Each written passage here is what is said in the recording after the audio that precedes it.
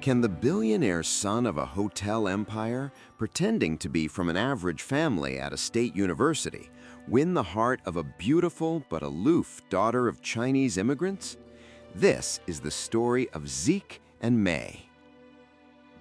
It was one of those crisp, blue sky afternoons where the quad looked like a postcard. Green lawns freshly mowed, students lounging like extras in a campus brochure, and music. Puccini's Turandot, of all things, still lingered in the ears of Zeke, Ollie, and Matteo as they wandered back from Professor Delancey's music appreciation class. "I mean, she literally kills dudes who can't solve her riddles," Matteo said, shaking his head. "Turandot doesn't mess around." "That's not icy, that's sadistic." "But poetic," Zeke added, always the lit major. "She's an enigma. That whole thing, 'no man shall possess me,' that's powerful, defiant, and yeah, okay, a little unhinged." Ollie laughed. "You say defiant, I say commitment issues." "She's basically Mei," Matteo said, stopping just short of the student union stairs. Ollie let out a low whistle. "You're not wrong." Zeke raised an eyebrow. "Turandot and Mei? Now there's a comparison I didn't expect." "Think about it," Matteo said. "Top of the class, barely talks to anyone, no time for fools. Guys fall at her feet and she's just," he made a slicing motion across his throat, "done. Ice Queen vibes."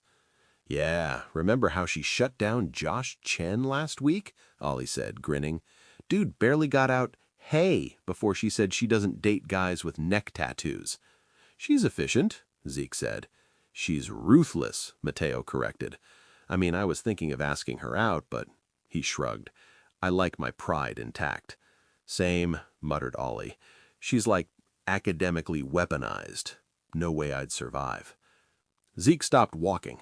The breeze ruffled his hoodie, but his eyes lit up like a guy who just spotted the twist ending in a mystery novel.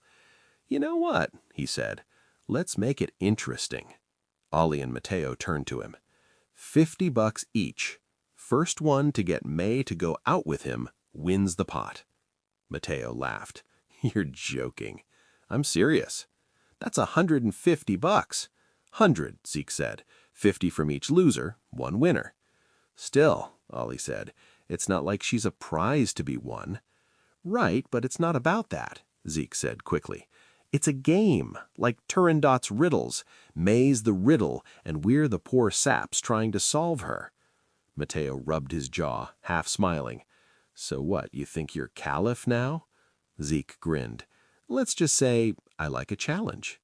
Ollie and Matteo exchanged a look. Then Ollie nodded. "All right, I'm in. But if she vaporizes me with a single glance, I'm blaming you." "Same," Matteo added. "I'll be the next suitor left bleeding on the palace steps." They bumped fists to seal the deal. 3 dumb college guys with Puccini echoing in their heads and delusions of grandeur in their hearts. Somewhere inside the arts building, Mei was probably solving differential equations or editing her 3rd essay of the week.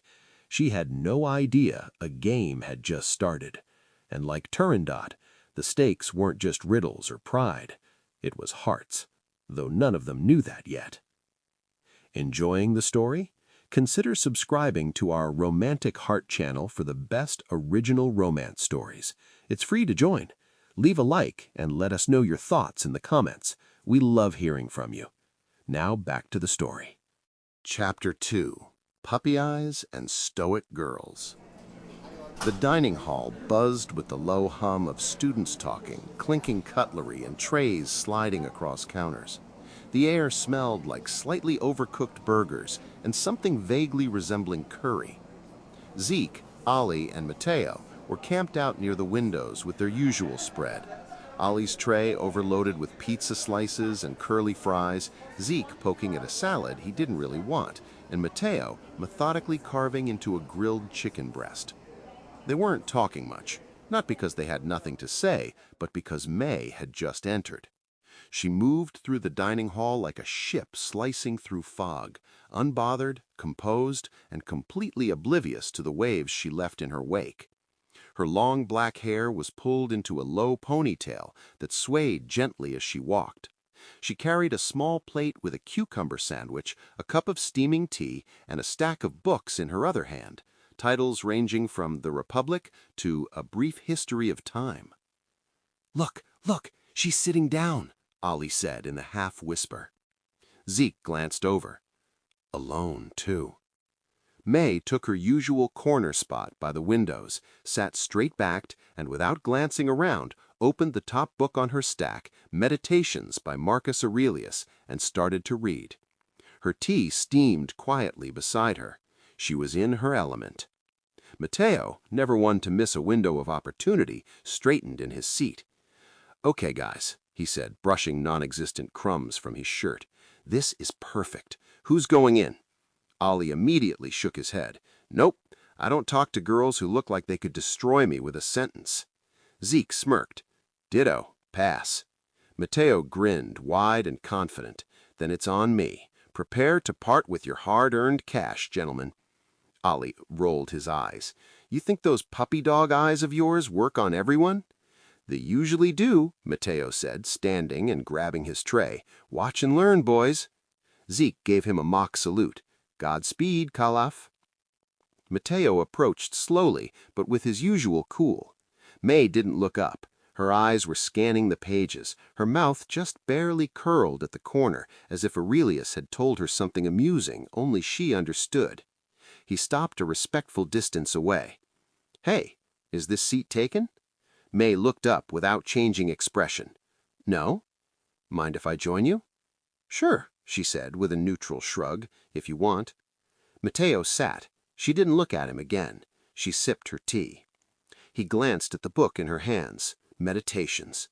"Crazy thing about that book," he said gently. "It was never supposed to be published. It was just his private notebook, like one of the most personal works of philosophy ever, and now it's everywhere." That got her attention, but just barely. Mei turned her head slightly, considering him, then the book. "That's part of what makes it interesting," she said. "It's raw. There's no filter. He wasn't trying to sound wise. He was just trying to remind himself not to fall apart." Matteo nodded, doing his best to engage. "I always think about that when I read it, like he was Emperor of Rome, and even he needed reminders not to snap under pressure." Mei's lips twitched, almost a smile. Matteo smiled openly, leaning forward, his big brown eyes dialed up to maximum gentle curiosity. "It's kind of comforting, you know?" She tilted her head. "You read Meditations in your free time?" He shrugged, trying to seem casual. "I'm a biology major, but I like to branch out. Stoicism's kind of relevant when you're elbow deep in dissection labs and tarantulas." That earned him a brief, surprised glance. "Tarantulas? I'm into exotic animals, bugs, snakes, all that stuff most people hate." Mei blinked once. "Huh." Encouraged, Matteo went on. They bantered about whether Stoicism was just emotional repression in disguise and whether modern science made ancient philosophy obsolete. It wasn't deep, but it wasn't small talk either. Mei even took another sip of her tea and said, "That's actually a fair point." Matteo felt a flicker of hope. He glanced back at his table. Zeke and Ollie were watching like proud parents at a recital. Zeke gave him a thumbs up. Ollie flashed both. Mei followed Matteo's gaze, then slowly turned back to him. "Did they put you up to this?" Matteo's smile faltered. "What? No, I mean, not exactly." Mei raised her eyebrow. "Not exactly? They're just, encouraging me." Her eyes narrowed, not angry, but definitely not amused. "Let me guess, they dared you to talk to me?" Matteo swallowed. "No, just a bet. Nothing bad, just harmless." "Do you actually care about Meditations?" Mei said evenly, "or are you quoting it to flirt with me?" Matteo hesitated. There was nowhere to hide in her gaze. It was steady, unimpressed, sharp as a scalpel. "Maybe both," he admitted, trying to sound charming. She didn't flinch. "Thanks for the honesty." Then she picked up her sandwich, took a bite, and said, "You can go back to your buddies now." Matteo blinked. "Oh, right, sure." He stood slowly with his tray in hand and made the slow walk back to Zeke and Ollie, who were watching like fans whose team missed a game-winning field goal. Ollie winced. "Ouch," Zeke whispered dramatically. "Turandot strikes again." Mateo sat, deflated but trying to smile. "Okay, fine, she's made of marble, but at least I talked to her." "She eviscerated you," Zeke said. "Still counts," Mateo muttered. Ollie leaned back. "Well, that's one down." Zeke stared over at Mei, who had already reopened her book, her expression unchanged. "Two to go," he murmured. Chapter 3. Tea Leaves and Truth Bombs. The trio had barely made it halfway through the student lounge when they spotted her. There she was, again, Mei, perched in a high-backed armchair by the fireplace like some porcelain statue in an academic fairy tale. One leg crossed over the other, book cracked open, a cup of tea steaming delicately on the end table beside her. A shaft of afternoon light filtered through the tall windows behind her, giving the illusion that Mei, reading the Brothers Karamazov, had been carefully curated and placed there by the university's marketing department. Zeke noticed her first, Mateo next, then Ollie, who came to a full stop. "All right," Ollie said, lifting his chin. "I'm going in." Mateo let out an elongated "whoa," clapped Ollie on the back, and said, "Courage, Khalif." "We'll grab a table over there," Zeke said, nodding toward a small table on the far side of the lounge. "Moral support. We'll pretend we're studying, but we're really watching everything." Ollie adjusted his sweatshirt, smoothed his hair in the window reflection, then made his way to the cafe counter for a cup of Earl Grey and a scone. He tried not to think about the cowlick that had haunted him since second grade, or how his heart was now thudding harder than when he sprinted across the quad to make his last class. Ollie wasn't used to being nervous around girls. He was the friendly, easygoing one. Girls liked him, he liked them. Simple. Except Mei wasn't simple. She was something else. He approached casually, tea and scone in hand, flashing his boy-next-door grin, the one with the dimples, the one his grandma always said made him look like he belonged in a Hallmark movie. "May I?" he asked, gesturing to the empty chair across from her. Mei looked up, assessed him coolly, and shrugged. "Sure." She glanced at his tea and his scone, then dropped her eyes back to her book without another word. Ollie sat, placing his cup down gently. "Thanks. We tea drinkers have to stick together." She glanced up again, expression unreadable. "We do? Why's that?" "Well," Ollie said, warming to the moment, "because we're basically a rare species in American culture. It's all cold brew this and pumpkin spice that. Tea drinkers are the quiet resistance." Mei actually blinked at that, possibly amusement or maybe annoyance. He couldn't tell.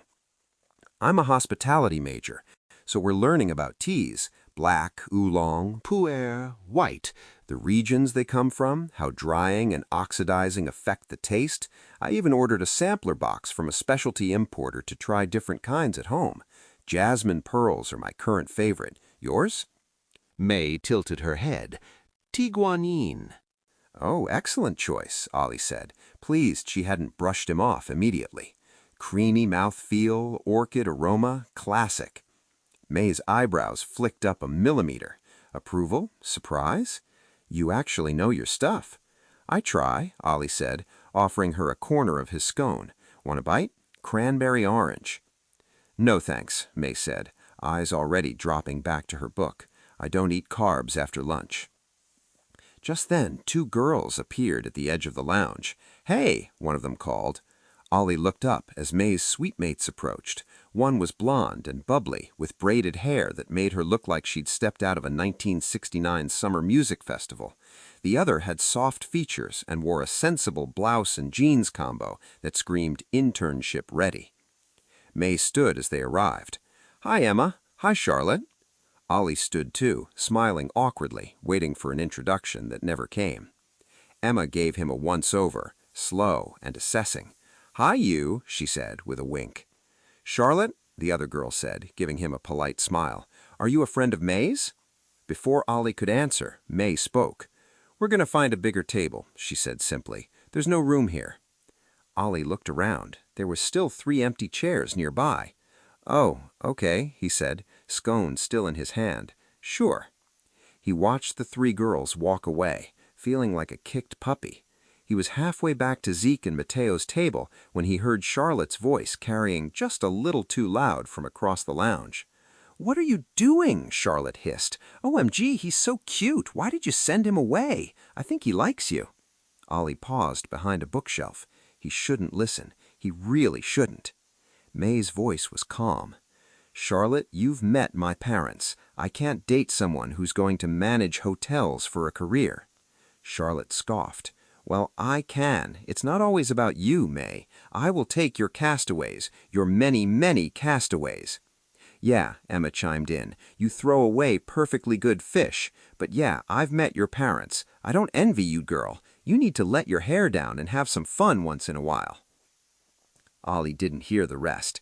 He walked back toward Zeke and Mateo like he was hit by a truck made of jasmine pearls and passive-aggressive elitism. Zeke looked up. "That looked like it was going great. What happened?" Ollie sat down, set his tea down harder than he meant to, and sighed.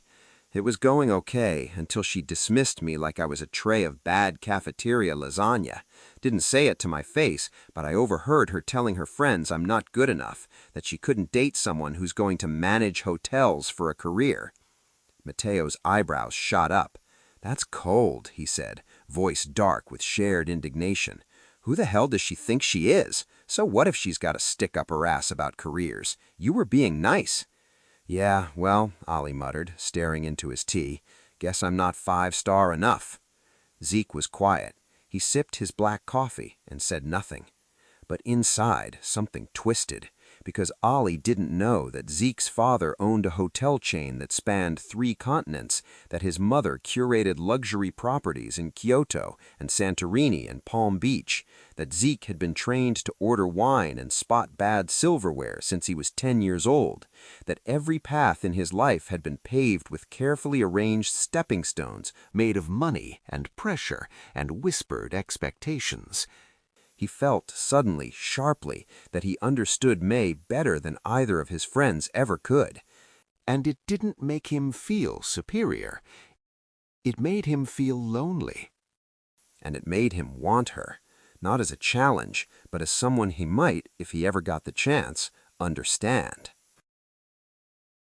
Chapter 4. Ships at Sea. Zeke lay on his back, eyes fixed on the ceiling as if it held answers he hadn't yet dared to ask. The pages of his annotated Paradise Lost sat untouched beside him on the bed, its spine cracked open in the middle of a passage about free will. How ironic. The room was quiet except for the occasional muffled thump from the hallway and the low hum of his mini-fridge. Ollie and Mateo were off somewhere, probably playing ping-pong or raiding the vending machines. Zeke had told them he had to study, but the truth was he didn't want company. He needed stillness, the kind that lets thoughts rise like silt in a stirred-up pond. He rolled over and opened his laptop, checking his email. The newest one had come just an hour ago, from his mother. Subject: Kyoto property and Thanksgiving plans. "Hi, Zeke. Just showing a property here in Kyoto. Looks like it might be a go. I hope your studies are going well. We expect you for Thanksgiving. We're going to spend it at the hotel in Bermuda. Won't that be fun? I'll send itinerary and boarding passes later. Love, Mom." Zeke stared at the glowing screen. Fun. The word echoed, empty and mechanical. Bermuda. Another hotel, another week of watching his parents charm investors, oversee renovations, and smile at each other like practiced actors in a commercial for luxury escapes. He'd get polite nods, the occasional check-in question, and a seat at a formal dinner where he'd be expected to talk about grades and career goals, not poems and dreams and the ever-growing emptiness in his chest. He didn't want to go. God, he really didn't want to go. But the dorms closed for Thanksgiving break. Only international students could stay, and Zeke, who was perfectly American, perfectly privileged, had no excuse. He sighed, closing the laptop, and returned to staring at the ceiling. His thoughts, as they had for days, drifted to Mei. What kind of family did she have? She hadn't said much when she dismissed Ollie that day in the lounge, but her words had stuck. "You've met my parents. I can't date someone who's going to manage hotels for a career." So clipped, so specific, so weighted. What kind of life must she have to make her say that? What pressure, what script had been written for her, just like the one written for him? They were sailing parallel courses, he realized, she on one vessel, he on another. The sea between them wasn't social or academic or even romantic. It was legacy, obligation, expectation. He sat up abruptly and reached for his notepad, the one he used when thoughts became too loud to ignore. Without planning it, his pen began to move. The words came slowly at first, then faster, sketching out the contours of a feeling too complex for a conversation, but just right for verse. "Hail, vessel, are you alone like me, sailing in a cold sea of obligations and expectations? Would that we could meet, drift for a while on still waters, trade stories like sailors by lantern light. But your ship is over there, and mine is here, and the tide between us is deep. Still I see your lantern flicker, and wonder if you see mine too." He stared at it for a long time, the pen still in his hand. He wanted her to see it, needed her to see it. But how? She'd probably laugh. Not Mei, no, not in that cruel way, but Emma definitely would. And Charlotte would probably give him a sympathetic look, as if he'd tried to confess his love in finger paints. Unless... His mind turned sharply, with a strange kind of clarity, to Charlotte. Not Emma. Emma was sweet, but her world was parties and glitter and curated playlists. But Charlotte was smart, grounded, kind. She was in his modern American fiction class. They'd exchanged notes once when she forgot hers at a lecture. He could ask her, not as some grand gesture, but as a small, quiet favor. She wouldn't have to say it was from him, just a poem, and maybe a rose. Something simple, something meaningful, left on Mei's desk like a soft question with no pressure to answer.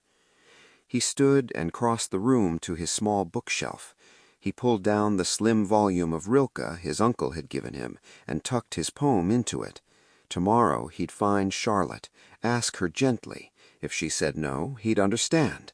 But if she said yes, then maybe, just maybe, a light would flicker back across the dark ocean. He lay down again, eyes still open, but now with something new in his chest. Not peace, exactly, but purpose. Chapter 5. The Rose and the Name. 2 days after Zeke had lain awake scribbling poetry under the dim glow of his desk lamp, everything was in motion. He'd found Charlotte walking out of her business ethics lecture, portfolio under one arm, earbuds in, cardigan buttoned up, and mustered the courage to approach her. He'd barely gotten out the words, "I have a weird favor to ask," before Charlotte, ever the secret romantic, grinned and said, "Let me guess, it's for Mei." Now it was late afternoon. Mei had just returned from her international relations seminar, her tote bag heavy with books, her hair pulled back in a no-nonsense braid. Emma and Charlotte were already in their suite, Charlotte sipping green tea while finishing a finance worksheet, and Emma sprawled on her bed, scrolling through social media, humming the chorus of a pop song off-key. Mei opened the door and stepped in, loosening her scarf. She stopped short. There, on her tidy desk, where everything always had its place, was a single red rose, deep crimson, velvet petals. The stem was trimmed and laid carefully across a folded sheet of paper. She walked over slowly, setting her bag down with deliberate precision. She picked up the poem, eyes narrowing as she read. Hail, vessel, are you alone like me, sailing in a cold sea of obligations and expectations? She stood still, the paper lightly trembling between her fingers. Emma and Charlotte did their best to appear nonchalant. Emma was suddenly deeply interested in an Instagram post of someone's lunch, and Charlotte stared intently at the same sentence in her finance textbook for the third time. After a long pause, Mei turned to face them. "Okay," she said, calm but firm. "This didn't just appear from nowhere. Which one of you put this on my desk?" Emma burst out laughing.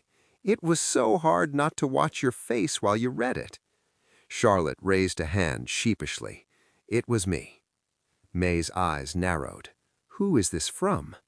Charlotte held up a finger. "Here's the deal. I'll tell you if you agree to meet him for coffee. If not, he wants to stay anonymous." Emma clapped her hands in delight. "Ooh, intrigue! How does it feel to have a secret admirer, May?" May turned the poem over in her hand. "I'm not sure it's a good thing, but," she hesitated, "it's an intriguing poem." "Let me see," Emma chirped, practically bouncing off the bed. "No," May said, far too quickly. Emma pouted. "Why not?" Because it had touched her. Not just the words, but the vulnerability in them. Someone had written those lines from a place she understood too well. The feeling of being caught in the cold grip of duty, of navigating life according to rules written by someone else. She hadn't expected to feel seen by a few lines of poetry left on her desk. Still, uncertainty crept in. Her standards were high, not because she thought herself above others, but because she knew exactly what kind of life she was being prepared for. Serious, strategic, impeccable. She couldn't date someone aimless. She couldn't afford to lose focus. What if this mystery poet was someone she couldn't respect? But what if he wasn't? What if he was someone she already respected? What if he was someone she already noticed? "Okay," she said quietly. "Tell me who it is." Charlotte exchanged a glance with Emma, then smiled. "Zeke." May blinked. "Zeke?" It landed softly in her mind. Tall, thoughtful Zeke with his worn leather satchel and his habit of leaning into discussions in class like the conversation was a lifeline. Zeke, who never spoke just to be heard, but always said something meaningful when he did. Zeke with that strong jaw, those curling black waves of hair, and, wait, were his eyes blue? No, green. Emma squealed. "OMG, Zeke is a dreamboat! That thick black hair and those amazing eyes! I'm so jealous!" "Green," May murmured, mostly to herself. Charlotte smiled, quietly pleased. "He said I could give you his number if you're interested." May hesitated, but then nodded once. Charlotte pulled out her phone and texted it to her. Emma started bouncing in place again. Call him right now! This is so romantic! Like Hallmark meets Dead Poets Society romantic." May shot her a look. "Emma, I'm not calling someone in front of an audience." Emma deflated, sinking onto the bed with a dramatic sigh. "You're no fun." May tucked the paper into the drawer of her desk with more care than necessary, then picked up her phone and stared at the new contact blinking on the screen. Zeke. No last name, just Zeke. Charlotte watched her with a soft smile. "You know, for what it's worth, I think you two might actually get each other." May said nothing. She was already lost in thought, drifting out into a sea of green eyes and quiet verses, and that strange new feeling rising in her chest. Hope. Chapter 6. The Wink. Zeke Phillips sat cross-legged on the worn futon in their suite's common area, a bowl of popcorn between him and Ollie. Mateo slouched in the beanbag chair with a can of root beer balanced precariously on his stomach. The Warriors were playing the Lakers in a preseason matchup, and the energy in the room was equal parts basketball enthusiasm and lazy weeknight chill. Zeke leaned forward as Steph Curry juked right and faked a three. And then, ping! His phone lit up on the armrest beside him. He glanced at the screen and froze. Unknown number. Hi, Mei. The world around him dimmed, the players on TV becoming vague blurs of yellow and blue. His heart, which had been racing earlier for a breakaway dunk, now beat erratically for a very different reason. He just stared. Ollie caught the way Zeke's posture changed, how his back went a little straighter, how his lips pressed tight like he was holding back something important. "Who's that?" Ollie asked, casually, not even turning away from the screen. "Nothing, just spam," Zeke said, a little too quickly. Mateo snorted. "The hell? Must have been really interesting spam." Zeke shrugged and dropped his phone face down on the armrest. The game went on. The Warriors were up 6. Mateo yelled at a bad call against Austin Reeves. Ollie shifted his allegiance to whichever team just made a cool play. "Man-to-man defense," Mateo grumbled. "They need to switch to zone. That's why they're getting burned in the corner." "Classic Horns action," Zeke muttered distractedly, eyes flicking once more to his phone. "Excuse me," he said, standing up with faux nonchalance. "Gotta take a leak." Neither roommate looked up, but Mateo called after him, "Wash your hands." Zeke shut the bathroom door, flicked on the light, and leaned against the counter. He took a deep breath, then pulled out his phone again. There it was. The message was still there, still real. He typed, erased, retyped. Finally, Zeke. "Hey." There was a pause. "Mei. How is your evening?" Zeke. "Good. We're watching basketball." Mei. "Warriors? Lakers?" Zeke blinked. Had she guessed, or was she also watching? "Yep." Mei. "Nice." He hesitated, thumbs hovering. "Thanks for contacting me." The reply came quickly. "Before I say you're welcome, I need to know which team you are rooting for, Winky." Zeke stared at the screen, barely breathing. "She just winked at me," he whispered, voice barely audible over the bathroom fan. "OMG, she just winked at me." He swallowed and typed. Zeke. "Warriors." A beat passed. Mei. "Oh good, now I can say you're welcome." Zeke grinned like a fool. Zeke. "You a Warriors fan?" Mei. "My family lives in San Francisco. We used to go to games sometimes." Zeke. "Wow, very cool. I'm East Coast, but I just like the Warriors." A pause, longer than before. The longer it stretched, the more Zeke feared the connection was fading, slipping through his fingers like so many other moments that never went anywhere. Then, Mei. "Where on the East Coast?" Zeke. "Rhode Island." Mei. "Nice place." Zeke. "Yes, it is, but not as cool as San Francisco." He stared at the screen, heart thudding. Then he typed, before he could talk himself out of it. Zeke. "So, wanna meet me for coffee?" A short pause. Mei. "I'm a tea person." Zeke. "Ah, okay. What about that place on Pine Street that has a good tea selection?"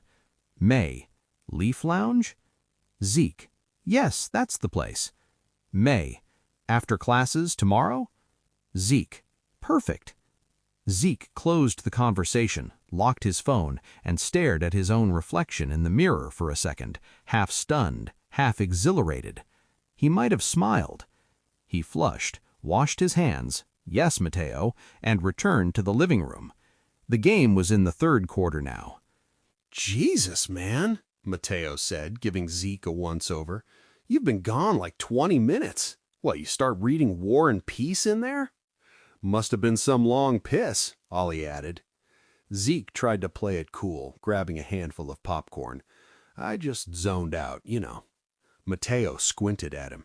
Dude, you've got that glowy aura. It's either one of two things. One, you're on drugs, or two, Ollie said, smirking, you've got a date with a hot chick. Mateo pointed. Yeah, who is she? Zeke shook his head, lips pressed together, the tiniest smirk tugging at the corner of his mouth. You're both delusional. Which is exactly what someone would say when he's full of crap, Mateo said. Zeke didn't argue. He just watched the next play unfold, heart still drumming to a beat that had nothing to do with basketball. Chapter 7. A Quiet Cup. Zeke arrived early at Leaf Lounge, the rustic tea house nestled between an antique bookstore and a student-favorite ramen joint, a place he'd passed a dozen times but never entered until now. He'd taken extra care with his appearance, which he hoped didn't make it too obvious. His thick black hair was neatly combed, beard scruff evenly trimmed. He wore a blue-green tartan plaid button-down that made his green eyes almost unnaturally vivid, and dark jeans, not too tight, not too casual, sophisticated enough to be noticed, relaxed enough to be comfortable. Now he stood at the counter, pretending to understand the menu. He stared at a list of tea types that may as well have been chemical formulas. BOP, GFOP, FTGFOP. The acronyms looked like passwords to an exclusive club he'd never been invited to. Damn it, he muttered under his breath. For someone who'd grown up practically marinated in fine wines and table etiquette, he realized bitterly that tea had never once been part of the curriculum. Of course it hadn't. He set his warrior's cap and jacket at a more private table toward the back, then returned to the counter, still squinting at the tea list as if it might suddenly become less cryptic. Then the door opened, and there she was, Mei. She wore a moss-green dress that skimmed just above her knees, matching flats, no jewelry, no makeup. Her long, silky black hair was loose and gleaming, a waterfall of shadow down her back. She smiled when she saw him, and Zeke's knees wobbled. "Hey," she said, her voice soft and confident. "Hey," he replied, managing to keep it together. "Who won the game?" "Warriors, of course," he smiled. She nodded, amused. "What can I get for you?" "I was about to ask you that." Mei leaned forward and glanced at the menu, like she already knew it by heart. "I'll have the pu'er and the fruit plate." The server appeared, a bored-looking sophomore in a beanie and a nose ring. Zeke cleared his throat. "She'll have the pu'er and the fruit plate." The server looked at him. "And you?" Zeke hesitated, then turned to Mei, lowering his voice. "I need some help. I want the raisin scone. What tea would go with that?" She smiled faintly. "Try the Assam FTGFOP." "Thanks," Zeke said, grateful and a little sheepish. To the server, with mock authority, "I'll have the raisin scone and the Assam FTGFOP, please." He paid and led Mei to the back table. The clink of cups and low murmur of conversation filled the space, a warm shelter from the crisp autumn outside. They sat, and for a moment the silence hovered like a held breath. Then Mei rescued them. "That poem, it spoke to me. Did you actually know anything about my life, or was that just a lucky guess?" Zeke met her eyes, steady but unguarded. "I didn't know anything specific, but I guessed. You always seem so focused, like you're steering something bigger than just classes or grades, and I know what that feels like." She nodded slowly, considering. "I do have expectations," she admitted, "but I'm not sure they're the same as yours. If you'd like to tell me about your family, I'd love to know, but if it's too personal, I understand." Zeke inhaled, then exhaled through his nose. "Okay, but this is confidential. I don't want Ollie and Mateo seeing me differently. I think they would." "You can trust me, Zeke," she said, looking straight into his eyes. And so he told her. My dad owns the Lux Hotel franchise. My mom curates luxury properties around the world, places like Kyoto, Monaco, Bermuda. I've been in the nicest hotels on the planet, and still, I've never felt home. I gave a humorless chuckle. They always made sure I had the best schools, met the right people, dressed well, sounded smart, all to prepare me to take over one day. That's the plan. But they were mostly absent. Thanksgiving? We're spending it in Bermuda, at my dad's hotel. Sounds great, right? Mei nodded, not interrupting. But they'll be entertaining business partners, schmoozing clients. I'll be there like a movie extra, saying polite things, smiling on cue. He shook his head. We have a house in Rhode Island, on Narragansett Bay. Gorgeous, cold. It's not a home, it's a set piece. Mei's face softened. I'm sorry, that sounds pretty dreadful. But you live in Rhode Island? Don't they want to be home for the holidays? They haven't wanted that in years, Zeke said. He looked up. I went to St. George's for high school. Most of my classmates went on to Yale, Princeton, Columbia. I told my parents I wanted to go to State. They were horrified, but I won that fight. I wanted to figure out who I was, just be regular for once. That's brave, Mei said gently, and rebellious, but I understand. She took a sip of her tea. How about you? Zeke asked. San Francisco must have been amazing to grow up in. Yes and no, she said with a shrug. My parents came to California on academic visas and defected. They worked so hard to build a life. They expect me to make that struggle worth it. Zeke's brows lifted. Wow. I love and respect them, Mei said, but there are expectations. I'm serious because I owe it to them to succeed. I can't coast. I have to be better, always. Zeke was quiet for a moment. I get that. She smiled faintly. When I was little, I was in the San Francisco Girls Chorus. We gave concerts with the symphony, and afterward we'd go to this tea shop near the conservatory. That was my one escape, my one joy. My parents were so proud when we sang with the symphony. Do you still keep in touch with your chorus friends? He asked. Some, she said. A few are at Berkeley or Stanford. One's in New York. We still message sometimes. Zeke took a bite of his scone and nodded. You're obviously smart. What schools did you apply to?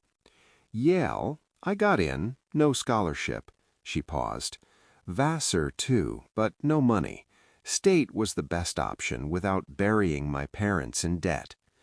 Zeke looked at her with a new kind of admiration, and here I thought I was the rebel. She laughed softly. Then her expression turned more guarded. My parents have made it clear I have to be discerning in the men I date.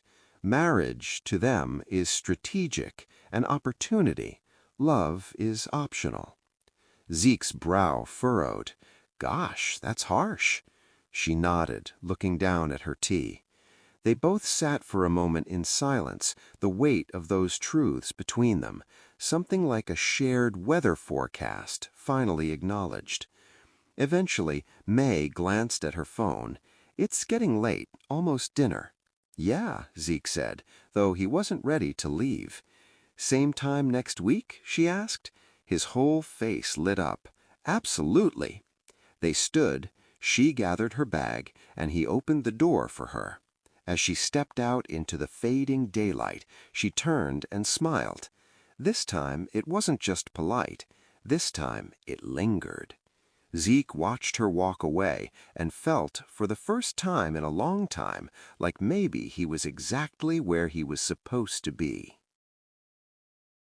Chapter 8. The Art of the Possible.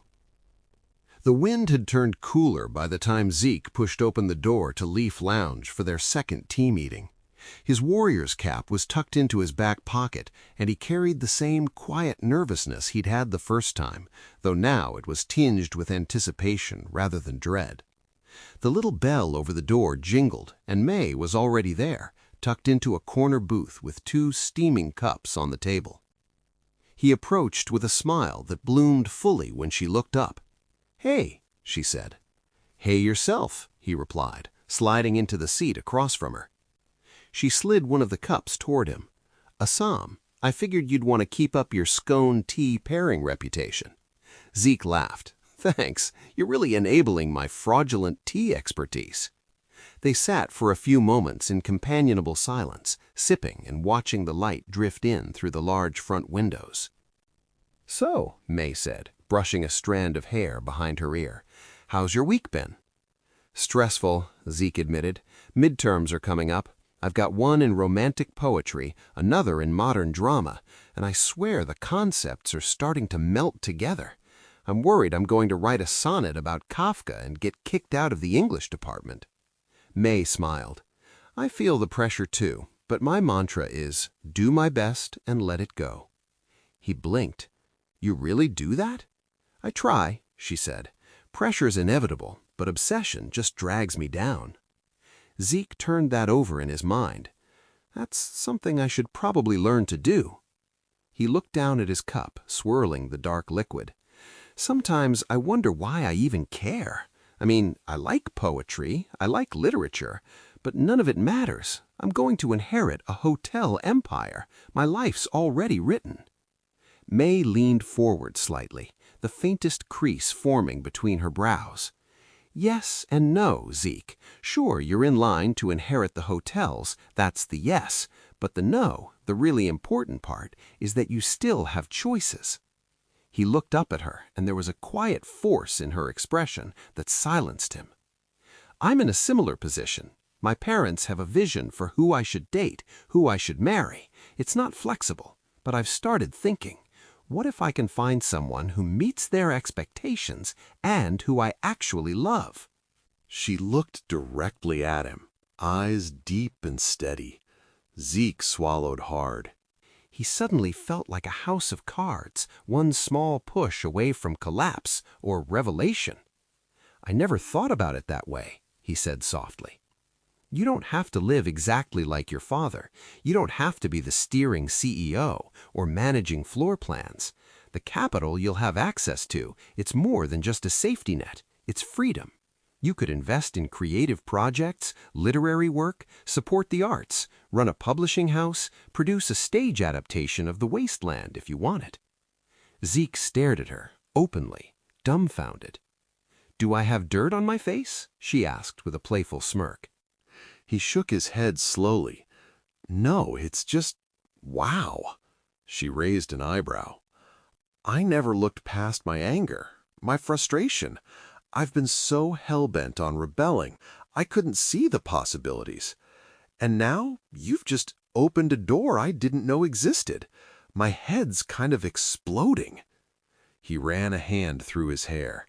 "You're amazing." Mei gave a modest shrug but couldn't suppress a smile. "What's your major, anyway?" "Business." He tilted his head. "Did you choose it, or was that your parents'?" "A bit of both," she said. "I actually enjoy financial strategies, but I'm especially fascinated by the psychological side of transactions, the silent cues, the emotional investments no one ever talks about." Zeke exhaled slowly. "Wow, I guess I never thought about the art of the deal that way, not as an emotional thing." "Well," Mei said with a wink, "you'd be surprised how much emotion drives business, just like in literature." Zeke chuckled. "Poetry and balance sheets, who knew?" Mei glanced at her phone, frowning slightly. "Shoot, I promised Charlotte a study date for our accounting midterm. I've got to go." Zeke's impulse moved faster than his brain.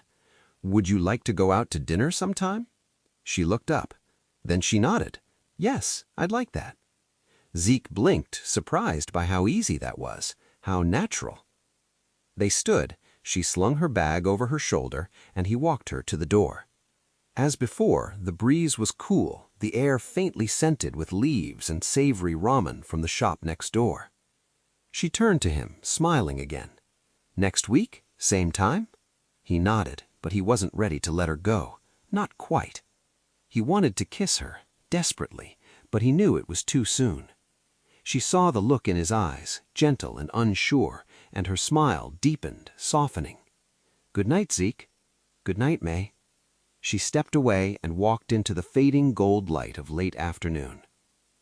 Zeke stood at the door for a moment longer, his hand resting on the handle, before turning back inside. Chapter 9. The Mirror and the Mentor. Zeke had been quieter lately. Ollie and Mateo hadn't said anything yet, but they'd noticed. He wasn't showing up to late-night burgers at the diner. He skipped their weekend FIFA tournament, which was practically a dorm ritual. He hadn't even ribbed Mateo for wearing a Lakers jersey after a loss. It wasn't that Zeke didn't like them anymore. He did. They were good guys, funny, loyal, mostly harmless. But lately, everything around him felt louder. His thoughts, his feelings, his future. It was like Mei had cracked open a locked room in his mind, and now the light was pouring in too fast for him to process. He needed time to think, to breathe, to figure out who he really was. That afternoon, while Ollie and Mateo tossed a football outside the dorm, Zeke locked himself in the suite bathroom and leaned over the sink, bracing his weight on his forearms. He stared at his reflection, the trimmed scruff on his chin, the slightly disheveled hair, the green eyes that used to look so sure and smooth in the mirror. They didn't look that way now. "She mentioned marriage," he whispered aloud. He wasn't sure why he said it. "Her parents expect her to marry someone suitable," he continued, more to the mirror than to himself. "What if she thinks I'm that person?" There was a swell of pride in his chest, followed quickly by panic. He wanted it to work with Mei. He really did. But this wasn't high school dating anymore. This felt serious, real. If they were going to move forward, he couldn't just fake it till he made it. He had to know who he was, what he stood for, what kind of man he wanted to be. And that version of him, the one who made a stupid bet with his friends about who could date the beautiful, aloof girl in class, that version had no place in this. He looked back into the mirror, saw the conflict behind his eyes, and finally muttered, "Talking to yourself is fine, but I really need someone else to talk to." And then, as if summoned by instinct, the name came out of his mouth. Uncle Bert. Uncle Bert, who used to sneak him books under the table at family functions, Tennessee Williams, Virginia Woolf, James Baldwin, who told him when he was 12 and angry all the time, "You don't have to be like them, Zeke, you just have to be true." Zeke hadn't seen him in months, not since the summer before freshman year, but that connection never dimmed. Bert had always been there when Zeke needed a voice that didn't sound like judgment or pressure, a voice that sounded like love.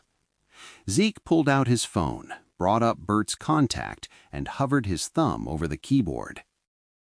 Finally, he typed, "Hey, Uncle Bert." No reply came immediately, but he hadn't expected one. Bert had a busy life. He was a graphic designer who ran a boutique agency in San Francisco's Mission District, lived with his longtime partner Bruce, and walked their golden retriever Daisy through Dolores Park every morning. Zeke turned back to the mirror, rubbing his chin. He looked older now.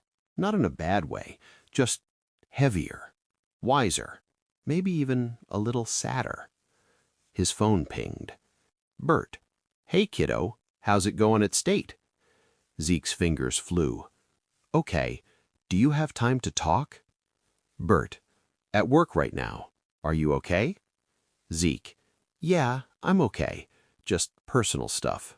Dating." There was a brief pause, then a response. "Ah, okay. I can talk this evening. Is that good?" "Perfect. Thank you."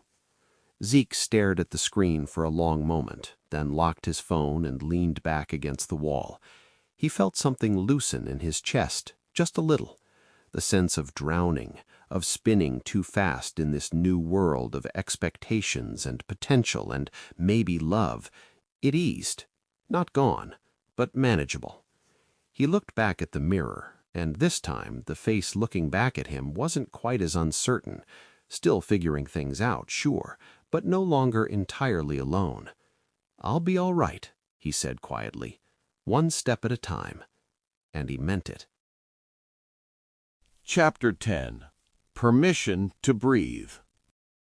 The phone barely rang once before Bert picked up. "Hey, kiddo." Zeke smiled before he even spoke. "Hey, Uncle Bert." There was a warmth in Bert's voice that melted some of the tension in Zeke's shoulders. "How's everything going?" Bert asked. Zeke exhaled. "Not bad. How's business?" "Busy, always. Had a pitch this morning that almost went off the rails until Bruce saved it with one of his legendary last-minute mock-ups. He's a magician, I swear. Daisy's still shedding like a fur explosion, but she's happy." Zeke chuckled. "Glad to hear Bruce is still your ace in the hole. And Daisy, well, she's Daisy." "She is. Stubborn, spoiled, perfect. And you, how's State treating you?" "It's fine. It's a crowded campus. Some of the classes are interesting. I've got a good prof in literature. What's San Francisco like these days?" "Hot. By that I mean it's in the 70s, which around here has everyone in tank tops and melting." Zeke laughed. "I'd take that. We had frost last night." "The city's still complicated, still beautiful. Some parts are struggling, some parts are thriving. Kind of like people." Zeke paused. "Yeah, that sounds about right." Then Bert's tone shifted, a touch more direct. "Okay, kiddo, no more small talk. What's really going on?" Zeke hesitated. "I met a girl." "Oh," Bert said, his voice lighting up. "Tell Uncle Bert everything." "Well, we've been on a few dates. Tea, mostly. But I asked her to dinner next, and I think it might be getting serious." "That's great, Zeke. Congratulations." "Yeah, except I'm freaking out. I don't know where to take her. Like, should I go fancy or keep it low-key? I don't want to overdo it, but I also don't want her to think I don't care. And I really do care." Bert let out a soft laugh. "Zeke, it's just dinner." "I know," Zeke groaned, "but she comes from a strict Chinese immigrant family. Her parents have this whole vision of what kind of guy is suitable. Like, she literally mentioned marriage already. Not to me exactly, but in a way that made it clear that's the road we'd be heading down if it goes well." Bert was quiet for a moment. Then he said, "Zeke, deep breath." Zeke obeyed. "Now, first of all, good on you for finding someone you like, really like. That's not something everyone gets to experience. Secondly, and I say this as someone who's been with Bruce since you were in diapers, dating is supposed to be fun. If it's not fun, something's off. Either you're forcing it or there's no spark." Zeke nodded, though Bert couldn't see it. "It's definitely fun. I never want it to end when we say goodnight. It's like I'm awake in a way I wasn't before. That's a damn good sign, kiddo. Maybe it's not the relationship that's scary. It's all the inner Zeke stuff that needs a little sorting out." Zeke leaned back in his chair, quiet. That felt exactly right. Then Bert's voice perked up with sudden energy. "What are you doing for Thanksgiving?" Zeke groaned. "Bermuda." Bert laughed out loud. "I knew it. Let me guess. Your mom's got a hotel to showcase, and your dad's bringing a PowerPoint presentation instead of a turkey. Basically, I'm supposed to sit there, smile on cue, and be the polite future heir of the Lux Hotel dynasty." "Well, screw that," Bert said. "How about you beg off and come visit your Uncle Bert in San Francisco?" Zeke sat bolt upright. "Wait, are you serious?" "Completely serious. We'll make a real Thanksgiving. Bruce cooks a mean turkey, and Daisy loves guests. And hey, if this mystery girl's up for it, maybe you bring her too. I'd love to meet the woman who's cracked that polished exterior of yours." Zeke laughed nervously. "OMG, Uncle Bert, that might be more than I can handle. I mean, I want you to meet her, but also I'm scared shitless." "That," Bert said gently, "is probably what most of your current concerns boil down to. Fear." There was a beat of stunned silence. "Of being seen, of being loved, of choosing a different path," Bert added. Zeke blinked hard. His throat tightened. "But come," Bert continued, "we'll talk in person. We'll take long walks and talk nonsense. You can have a real Thanksgiving for once. And whatever happens with Mei, you'll at least know who you are a little better." Zeke swallowed. "I'm begging off Bermuda, whether they say yes or not. I'm coming to San Francisco." "Good," Bert said softly. "That's my brave boy." "I feel better already," Zeke whispered. "I'm glad," Bert said. "We'll figure it out.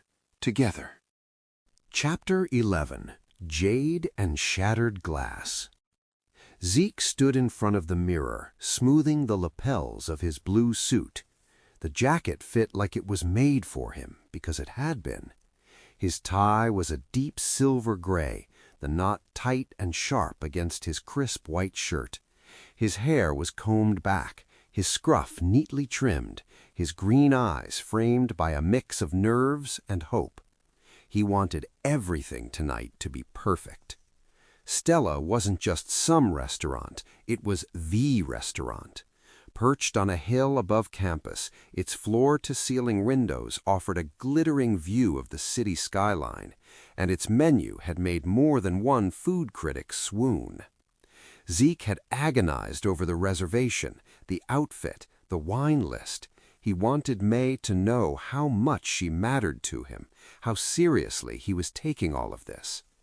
Then, just as he was adjusting his collar one last time, the door to the suite burst open.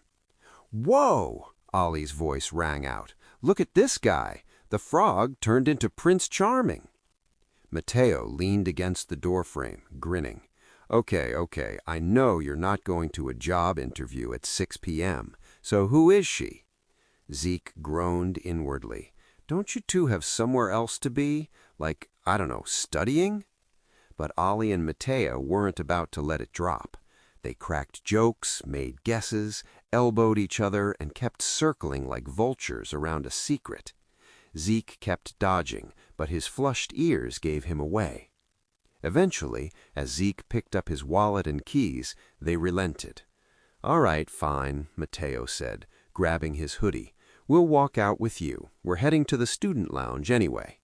As they made their way across campus, Ollie chattered about the Lakers' rocky season start, and Mateo made half-hearted arguments in defense. Zeke mostly nodded and mumbled, barely listening. His heart was pounding as they neared Mei's dorm. Then she appeared. Zeke stopped walking. So did Mateo and Ollie. Mei was radiant. The jade-green dress shimmered with quiet elegance, its textured fabric hugging her figure with subtle grace. The neckline was exposed just enough to be tasteful, the dress classic and refined. Her hair was swept into a smooth French bun, her earrings and necklace gleaming with real jade that caught the late afternoon light. Standing beside her was Charlotte in a navy blue wrap dress. She looked lovely in her own right, but Mei looked like she belonged in a frame, in a gallery, a portrait of elegance and intellect. Zeke's throat went dry. Ollie leaned in, low whistle. "Bro, you've definitely been holding out on us." Then he said it, the words Zeke would have given anything to stop. "You won the bet!" Zeke's heart dropped into his shoes. Mateo elbowed Ollie hard in the ribs, hissing, "Dude, shut up!" But it was too late. Mei's eyes narrowed, cold and sharp as cut glass. "What bet?" Zeke opened his mouth, but no sound came out.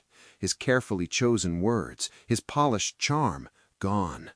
Mateo stammered. "It was nothing, just a dumb thing." "What bet?" Mei's voice was clear, tight with restrained fury. Zeke finally found breath. "It was just we were joking around at the start of the semester, before I even knew you. It was nothing serious." Mei's voice cut through his sentence like a blade. "You made a bet on who could get me to go out with them, didn't you?" Zeke stood frozen. He wanted to say no. He wanted to explain, but the truth was heavier than his silence. Mateo gave a reluctant nod, his face pained. Mei let out a disgusted sound, covering her mouth, then her face. She turned and bolted back into the dorm, her sobs swallowed by the clanging of the door. The silence that followed was suffocating. Charlotte turned to the three boys, her eyes blazing. "Right, well, you really made a mess of this." Zeke didn't care about Ollie or Mateo anymore. His chest was burning. He stepped forward. "Charlotte, I don't give a damn about that stupid bet. I'd forgotten all about it. That was some old version of me. I love Mei. I love her with all my heart, and I will do anything to make this right." Charlotte blinked. Something in her face softened, but only slightly. Ollie, shamefaced, mumbled, "I'm sorry, man. That was really messed up."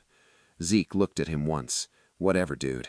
Then he turned and walked back to the dorm, his polished shoes clicking on the sidewalk like punctuation marks in a sentence he wished he could rewrite. The blue suit that had once made him feel confident now felt like armor that had failed. His chest ached, his jaw was tight. He had tried so hard, and in one careless, aching moment, everything had cracked. Inside the suite, he pulled off the tie, flung the jacket onto the bed, and sat down hard. It was bad enough that Mei was gone, but the worst part was that she had every right to be. Chapter 12. The Apology. Zeke sat cross-legged on his bed, a dog-eared volume of The Wasteland open in his lap, but he wasn't reading. His eyes flicked across the same line for the third time. "I will show you fear in a handful of dust," before he closed the book and tossed it gently to the side. There was too much noise in his head. For the past week, he'd lived in a silent fog, not the dramatic slam-the-door kind of silence, just absence. He was present in class, took his midterms, nodded to professors, but his laughter was gone, and so was his voice when it came to Mateo and Ollie. They passed like ghosts through their own shared space, sharing bathrooms, passing each other on the way out the door, sitting in the same room without speaking. It was unbearable, and yet he couldn't break the silence, not yet. He didn't blame them anymore, not really, but he didn't have the energy to navigate forgiveness either. He was just tired and heartsick, and waiting desperately for Thanksgiving break to get him out of this hollow routine. The only bright light was the upcoming trip to San Francisco. Uncle Bert had been his sounding board, his rock. They'd spoken every other night since the disaster at Mei's dorm. When Zeke had recounted what happened, how Mei's face crumpled, how she'd run inside, Bert had simply listened and then said, "Soldier on, kiddo. This might not be the last chapter, and even if it is, you'll write more. There will be joy again." Zeke had nodded, even if he didn't quite believe it, because the truth was, he didn't want joy in some abstract future. He wanted Mei. If he could just explain, just be heard. But reality doesn't deal in if-onlys. It has corners and weight and the bruising edges of truth. Meanwhile, out on the quad lawn, Ollie and Mateo were tossing a football back and forth, their conversation light, but their hearts heavy. Mateo lobbed a tight spiral. Ollie caught it, then didn't throw it back. He just stood there, gripping the football. "We've got to do something." Mateo walked over slowly. "About Zeke?" "Yeah," Ollie said. "He's in a bad way. You see it. I mean, he doesn't talk to us. He barely looks at us. It's like we're not even his friends anymore." "Well," Mateo said, rubbing the back of his neck, "can you blame him?" "No," Ollie admitted. "We were idiots. But this silence, it's not just us. He's hurting. Like, seriously hurting. He loves her." "Yeah, and I think she might have loved him too," Ollie said, staring off. "But we screwed that up for him. I think we owe it to both of them to try to fix it." Mateo frowned. "How? You think Mei's just going to forgive and forget because we say sorry?" "No, but maybe if we go to her, not to beg for forgiveness, not even to make it about us, but to explain what's going on with Zeke, maybe she'd at least listen. If she knew how bad it's been for him, maybe she'd give him a chance to say his piece." Mateo gave a slow nod. "Maybe. I mean, it's Mei. She's not exactly known for emotional leniency. But yeah, we have to try. Ollie pulled out his phone. I'll text Charlotte, see if she'll ask. He wasn't hopeful. Honestly, he expected to be ignored. But less than 10 minutes later, a reply buzzed in. Charlotte, I'll ask her. Ollie and Matteo hovered around the phone like nervous cats. 5 more minutes. Another buzz. Charlotte. She said yes. Tomorrow. In front of the dorm. 4 p.m. Don't screw it up. Ollie looked at Matteo, stunned. She said yes? Matteo's eyebrows shot up. Holy crap! I can't believe it! Ollie swallowed, his mouth suddenly dry. Then we're doing this. We show up, we say what needs saying, and if there's any chance left for Zeke and Mei, we give it to 'em. Matteo nodded. They walked back across the quad, quiet now, not with guilt this time, but with purpose. It wasn't redemption yet, but it was a start. Chapter 13. A Breath Held. The wind had a bite to it, sharper than the calendar suggested it should be. Leaves danced across the walk in dry spirals, and the gray stone steps of the dorm cast long shadows in the fading afternoon light. Matteo and Ollie stood stiffly, their hands shoved into their jacket pockets, waiting. They didn't speak, not about the weather, not about the tension strung taut in their chests. They just waited. At exactly 4 p.m., the heavy front doors creaked open, and Mei emerged, her posture straight, chin lifted. She wore a thick, cream-colored scarf wound neatly around her neck, her long black coat falling just below the knee. On either side, Charlotte and Emma flanked her like silent sentinels, their expressions unreadable. Matteo swallowed hard and stepped forward. Thank you for agreeing to meet with us. The silence that followed was enormous. Mei's eyes held steady on them, clear, focused, like she was waiting for a test to begin. Charlotte's arms were linked with hers. Emma crossed hers, chin slightly tilted. Ollie fidgeted, then spoke. We thought you should know that Zeke is not okay. He doesn't talk to anyone. He's just shut down. Matteo nodded, stepping in again. Look, we know this is our fault. The bet was juvenile, stupid, and if I could rewind and take it back, I would.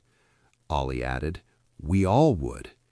But, Matteo continued, voice softer now, I think what Zeke feels for you, what he really feels, it's not a game. It's not about winning or losing. He cares about you. I think maybe more than he even understands himself. They watched Mei's face closely. It didn't flinch. She held the same neutral, unreadable mask that had made her infamous across campus.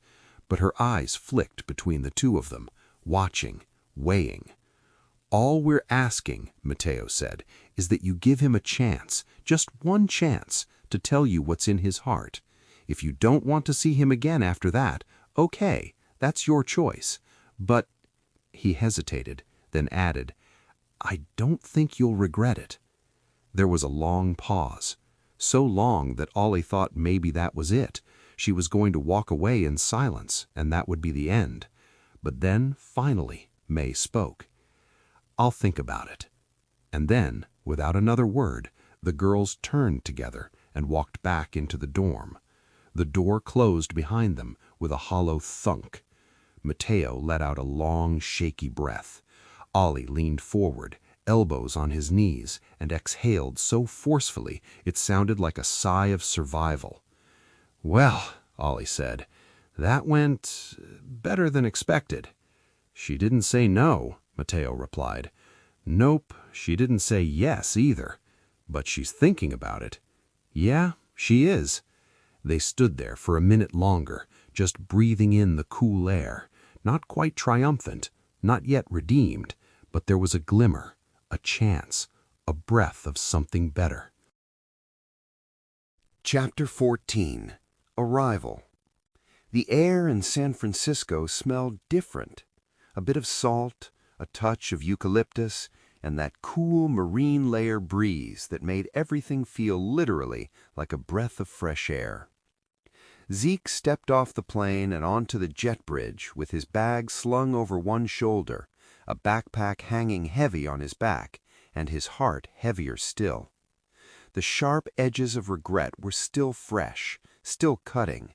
He had no idea that back on campus, Mateo and Ollie had gone to bat for him, that they'd stood in front of Mei and told her the truth. He didn't know they'd asked her to hear him out. He didn't know that Mei had said she'd think about it, or that she hadn't stopped thinking about him since. All he knew was that he had broken something beautiful, and the thought of it haunted him.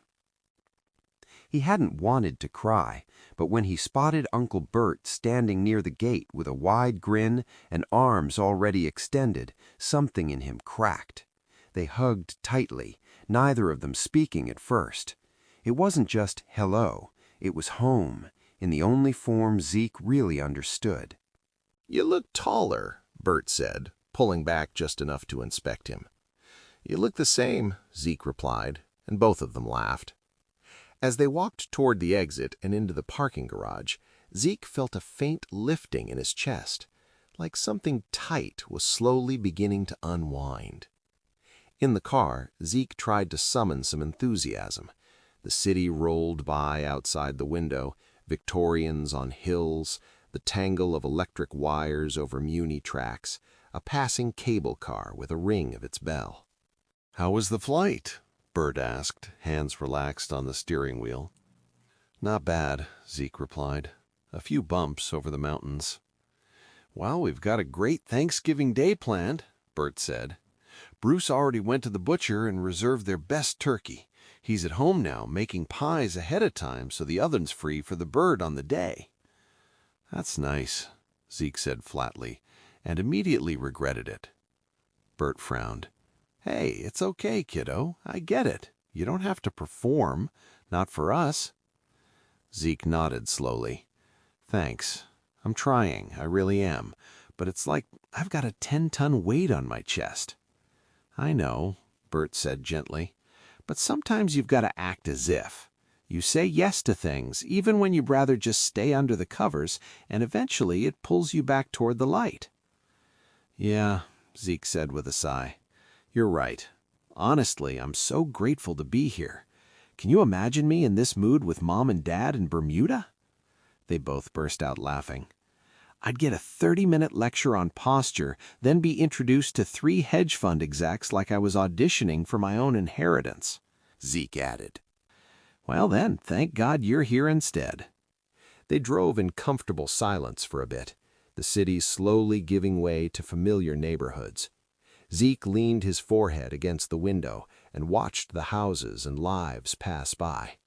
"Oh, before I forget," Bert said, glancing over, "we've got some fun stuff planned for the weekend. Friday, we're avoiding the downtown shopping madness and heading to the DeYoung.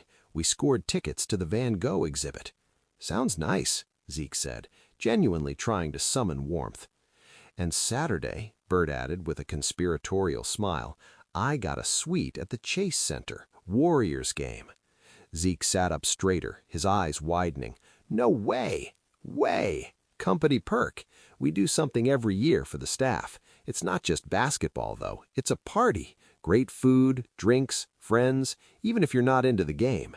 The limit is 100 guests, so bring a friend if you want." Zeke smiled for the first time in what felt like weeks. "That actually sounds awesome. Might be just the thing to break me out of this funk. Maybe I'll even meet someone." Bert glanced sideways at his nephew, reading something hopeful in the way Zeke's voice lifted. You never know, he just might. Zeke leaned back in the seat and let the hum of the car and the scent of the city lull him into something like peace.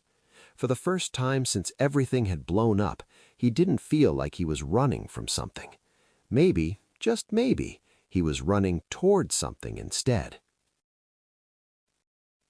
Chapter 15. A Thanksgiving Like No Other.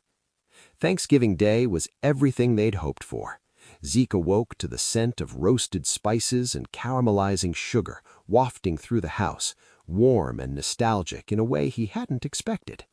Uncle Bert and Bruce were in full chef mode, orchestrating the feast like a well-rehearsed symphony. After breakfast, Zeke took Daisy for a long walk through the park, the cool morning air filling his lungs and clearing his head. The retriever trotted happily beside him, pausing every so often to sniff something fascinating or greet a fellow dog. When they returned home, Zeke opened the door and was hit full in the face with the heavenly smell of roasting turkey, herbed stuffing, sweet potatoes, and something cinnamony, probably pies. He poked his head into the kitchen. "Smells great. I'm getting hungry." Bruce looked up from the stove, his flour-dusted apron tied neatly around his waist. "That's good, because we're counting on you to eat." At noon, the guests began to arrive. Bruce and Bert had invited a handful of friends, people they considered chosen family.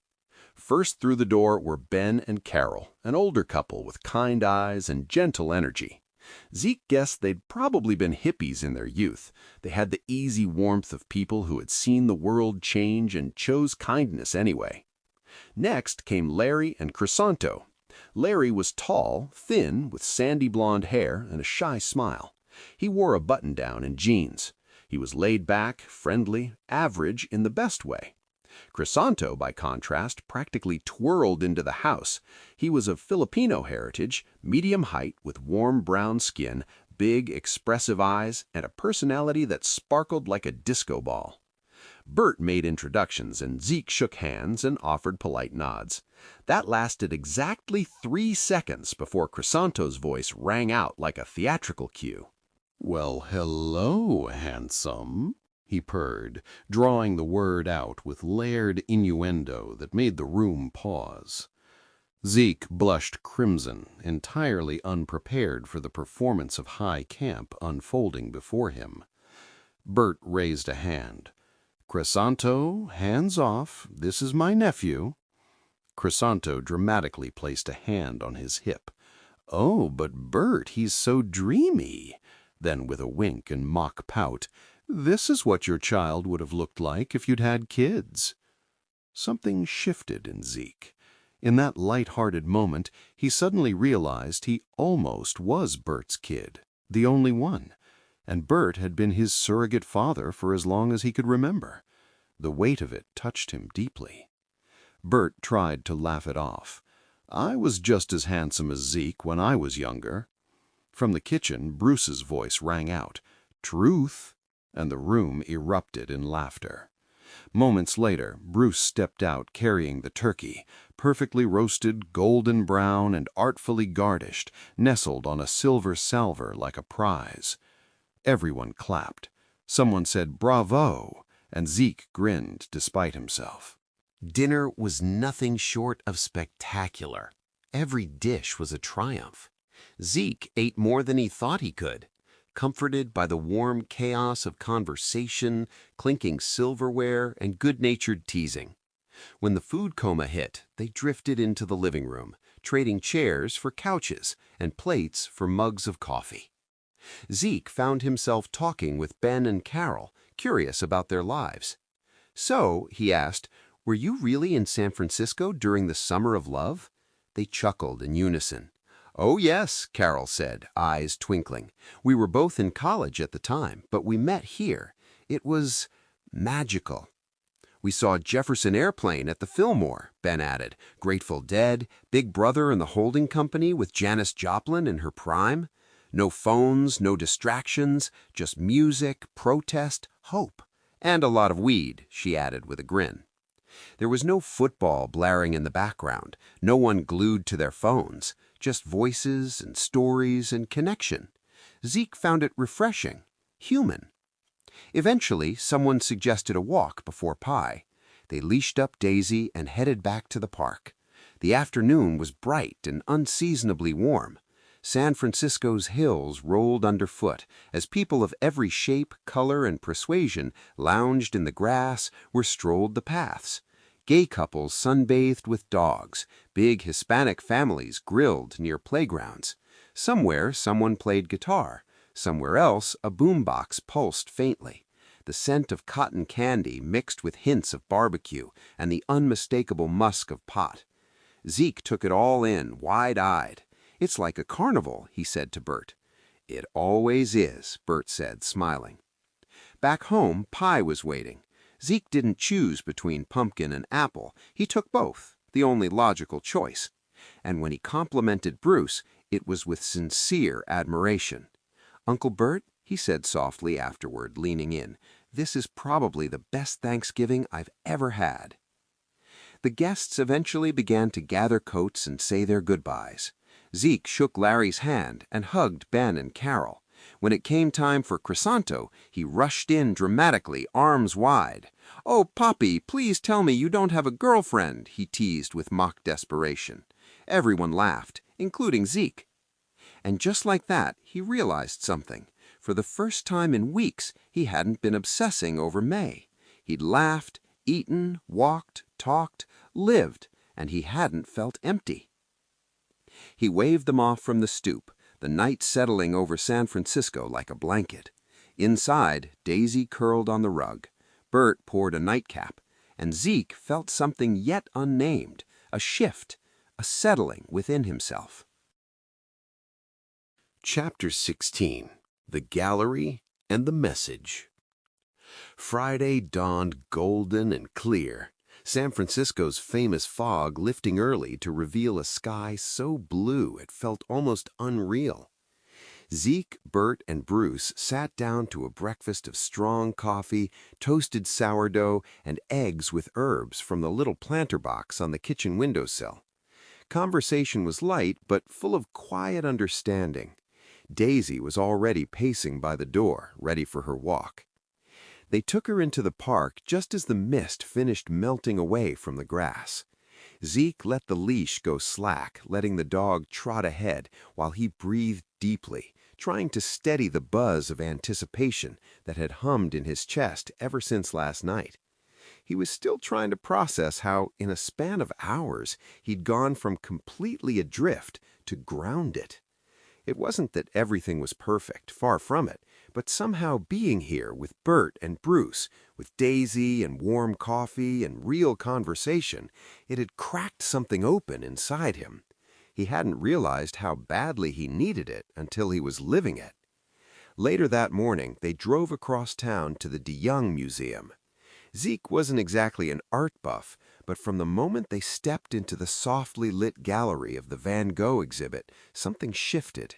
The walls were painted in rich, earthy tones, dimly lit except for the golden halos of light that cradled each painting. There were hayfields drenched in sunlight, winding village roads under star-speckled skies, sunflowers so alive with color they almost trembled. Zeke moved slowly from one canvas to the next, drawn not just to the images, but to the raw emotion pulsing behind each stroke. It was like watching a soul unraveled in oil and pigment. He didn't even hear his phone ping. The vibration in his palm pulled him out of a deep reverie. He blinked, eyes adjusting back to the present, thumb hovering over the message. And then he read it. "Hi, Zeke. We need to talk. May I call you?" His heart slammed against his ribs so fast it nearly knocked the phone out of his hand. For a second he couldn't breathe. Then his fingers flew. "Yes, but I'm in San Francisco with my uncle. If you're home with family, could we meet in person? It would mean a lot to me." He stared at the screen, waiting. Seconds dragged like hours. It felt like the entire museum hushed around him, time pooling and stretching like light across canvas. "Everything okay?" Bert's voice was quiet, concerned. Zeke swallowed and turned. "It's Mei. She texted. She wants to talk." Bert raised his eyebrows, nodding slowly. Zeke kept going, words tumbling out like breath he'd held too long. "I thought she'd never speak to me again. If she gives me a real chance, I can't mess it up. I'm kind of losing it, Uncle Bert." Bert clapped a warm hand on his back. "Hey, listen to me. If you speak your truth from the heart, you can't mess it up. It doesn't have to be perfect. It just has to be real. Say your truth, and then let go. The rest, that's hers to decide. Zeke nodded, his throat tight. Yeah, that's what I'm afraid of. Ping! He nearly dropped the phone again. Okay, we can meet. Are you free now? His fingers stammered as he typed. I'm at the De Young Museum with my uncle. I will meet you wherever you'd like, whenever you'd like. The next message came back in under a minute. Arizmendi Bakery and Coffee on 9th Avenue, 4 p.m. Zeke stared at the words, heart pounding. Zeke, got it. See you at 4. He turned to Bert. She wants to meet. Arizmendi Bakery, 9th Avenue, 4 o'clock. He held out his phone with the map up. Bert smiled gently. You can walk from here. It's not far. Bruce came up beside them just in time to catch the end of the conversation. We'll bring the car around and hang out in the neighborhood. When you're done, text us. We'll pick you up, Bert said. Thank you, Zeke said, and meant it from somewhere deeper than words. He stepped out into the sun, down the steps of the museum, and into the day that could change everything. Chapter 17. The Tea Between Them. The walk through Golden Gate Park was quiet, hushed by the towering eucalyptus and stately pines lining the winding path. Their leaves filtered the late afternoon sunlight into gentle, flickering patterns on the ground. The sharp, sweet smell of the trees filled Zeke's lungs and grounded his racing thoughts. With every step, his nerves subsided, just a little. He let Daisy's memory trot beside him, let Uncle Bert's words echo faintly in his chest. Speak from the heart, be real, let go. But as he left the leafy serenity of the park and turned up busy 9th Avenue, anxiety flared again in his stomach like a stubborn flame. The sidewalks were full of people, families with strollers, couples arm in arm, college students sipping lattes and laughing too loudly. The tables outside Arizmendi Bakery were packed, their patrons basking in the sun, lingering over pastries and oversized mugs. He scanned the crowd, but she wasn't among them. Zeke stepped inside. The clatter of dishes and the low hum of conversation wrapped around him, but none of it registered, because in the far back corner, tucked away from the bustle of the counter and windows, sat Mei. She looked up as he spotted her and gave him a small wave. Zeke stopped in his tracks and forgot to breathe as a surge of emotion hit him full force. She was dressed simply, elegantly. Jeans, a tailored black velvet jacket that caught the low light like ink in motion, a black knit shirt under that. Her hair was loose and she wore no jewelry except a delicate gold chain necklace. Even in her stillness, she radiated something that made the noise of the cafe fall away. He made his way over. Assam, she said, pushing a mug of tea across the table before he could open his mouth. Thank you, Zeke said softly, sitting down.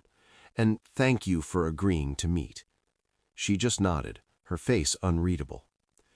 Zeke swallowed hard. May, I never wanted to hurt or disrespect you. The boy who made that stupid bet with his bros before I even met you is not the person I am anymore. She looked straight into his eyes. The intensity of her gaze shook him. He faltered, blinking, stammering slightly. I'm sorry. That's not an excuse. I know that, but... He gathered himself, breathed. When I wrote that poem, that's when I started really looking at myself. Meeting you made me see my family and my life and me, all of it in a new light. You helped me wake up. Still, she said nothing, but she didn't look away. I treasured every one of our tea shop conversations. It was like I could see the future unfolding, something bigger than me, bigger than you. Us, I hoped. I still hope that maybe we could have a future together. He looked down briefly, then back at her. I love you, May, and I'm asking, can you find it in your heart to give me another chance? Silence fell between them, thick but not cold. It hung with possibility. May tilted her head slightly, her voice quiet but sharp. Why should I trust you? Zeke didn't flinch. "Because I'm not the boy who made the bet," he said, "and because part of loving someone is taking risks." She stared at him, unreadable again. Seconds passed. Long, slow, breathless seconds. Then, silently, she reached across the table and placed her hand over his.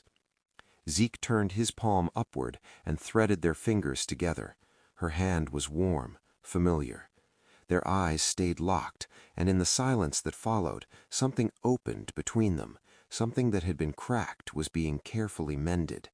And then, just barely, Mei smiled. Zeke's grin spread lopsided and honest, full of disbelief and joy. "So," he said, his voice catching, "would you go out with me?" Mei gave a soft laugh through her nose and nodded. "Yes!" Zeke exhaled, the first real breath he'd taken all day. "And would you maybe go to the Warriors game tomorrow? It's in my uncle's company suite." She arched a brow. "Fancy! I mean, no pressure. Just I'd like you to come, meet him, if you want."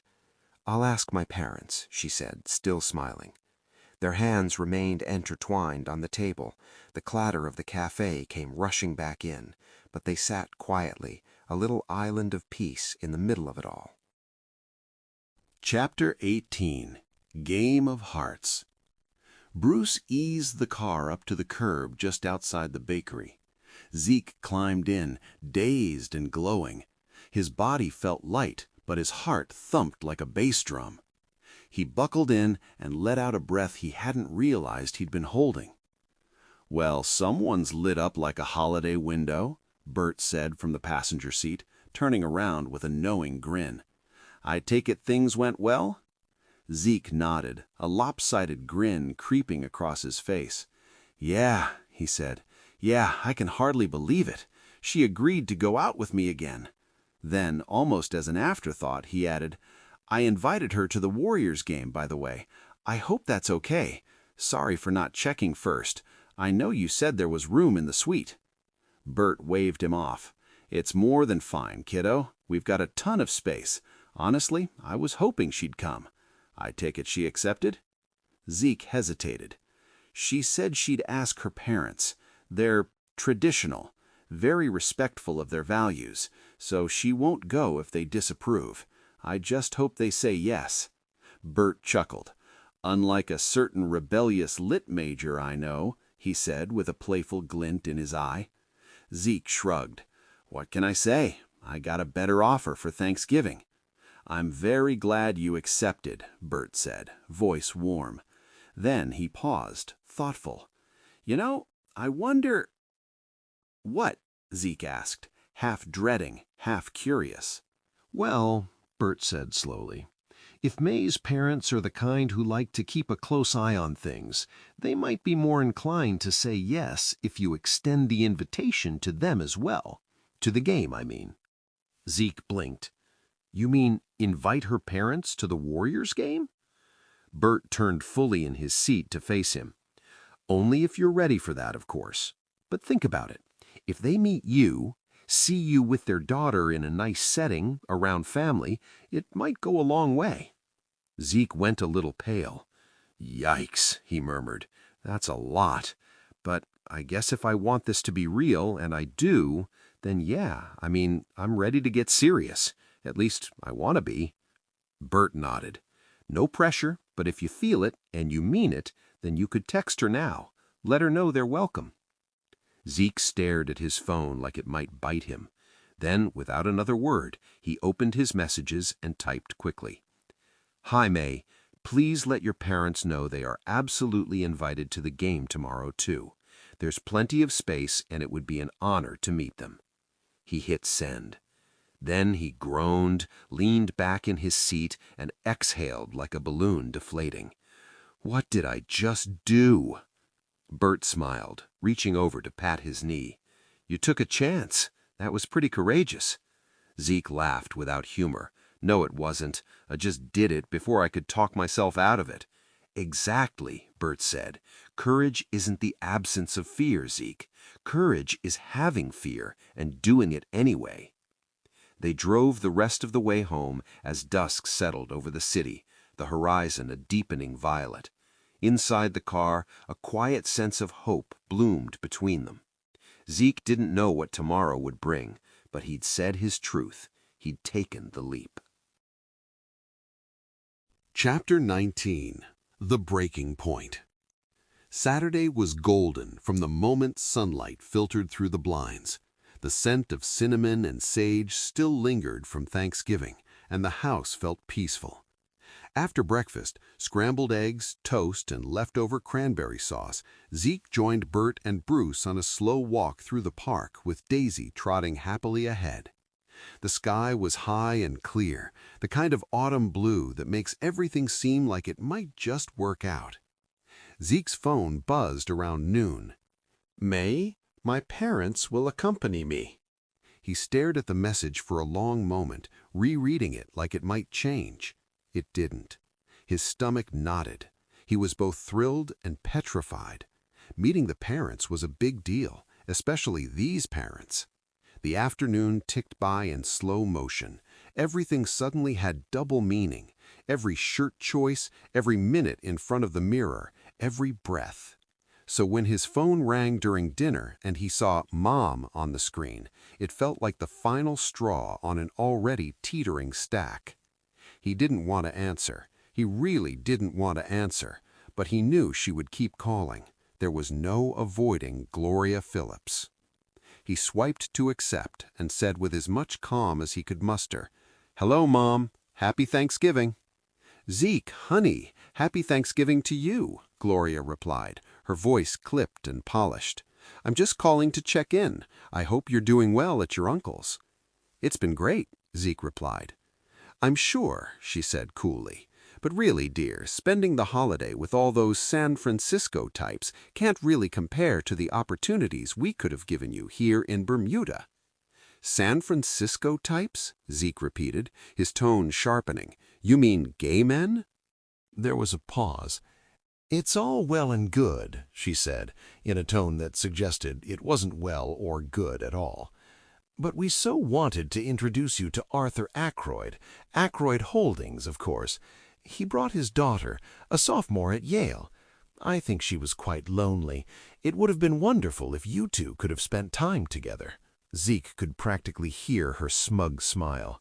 He swallowed bile, remembering Alice Ackroyd's perfectly sculpted sneer, her habit of mocking everyone in the room to win favor. "Sounds like you had a productive time," he said, bitterness seeping through. Gloria ignored the tone entirely. "I hope Bert is taking good care of you.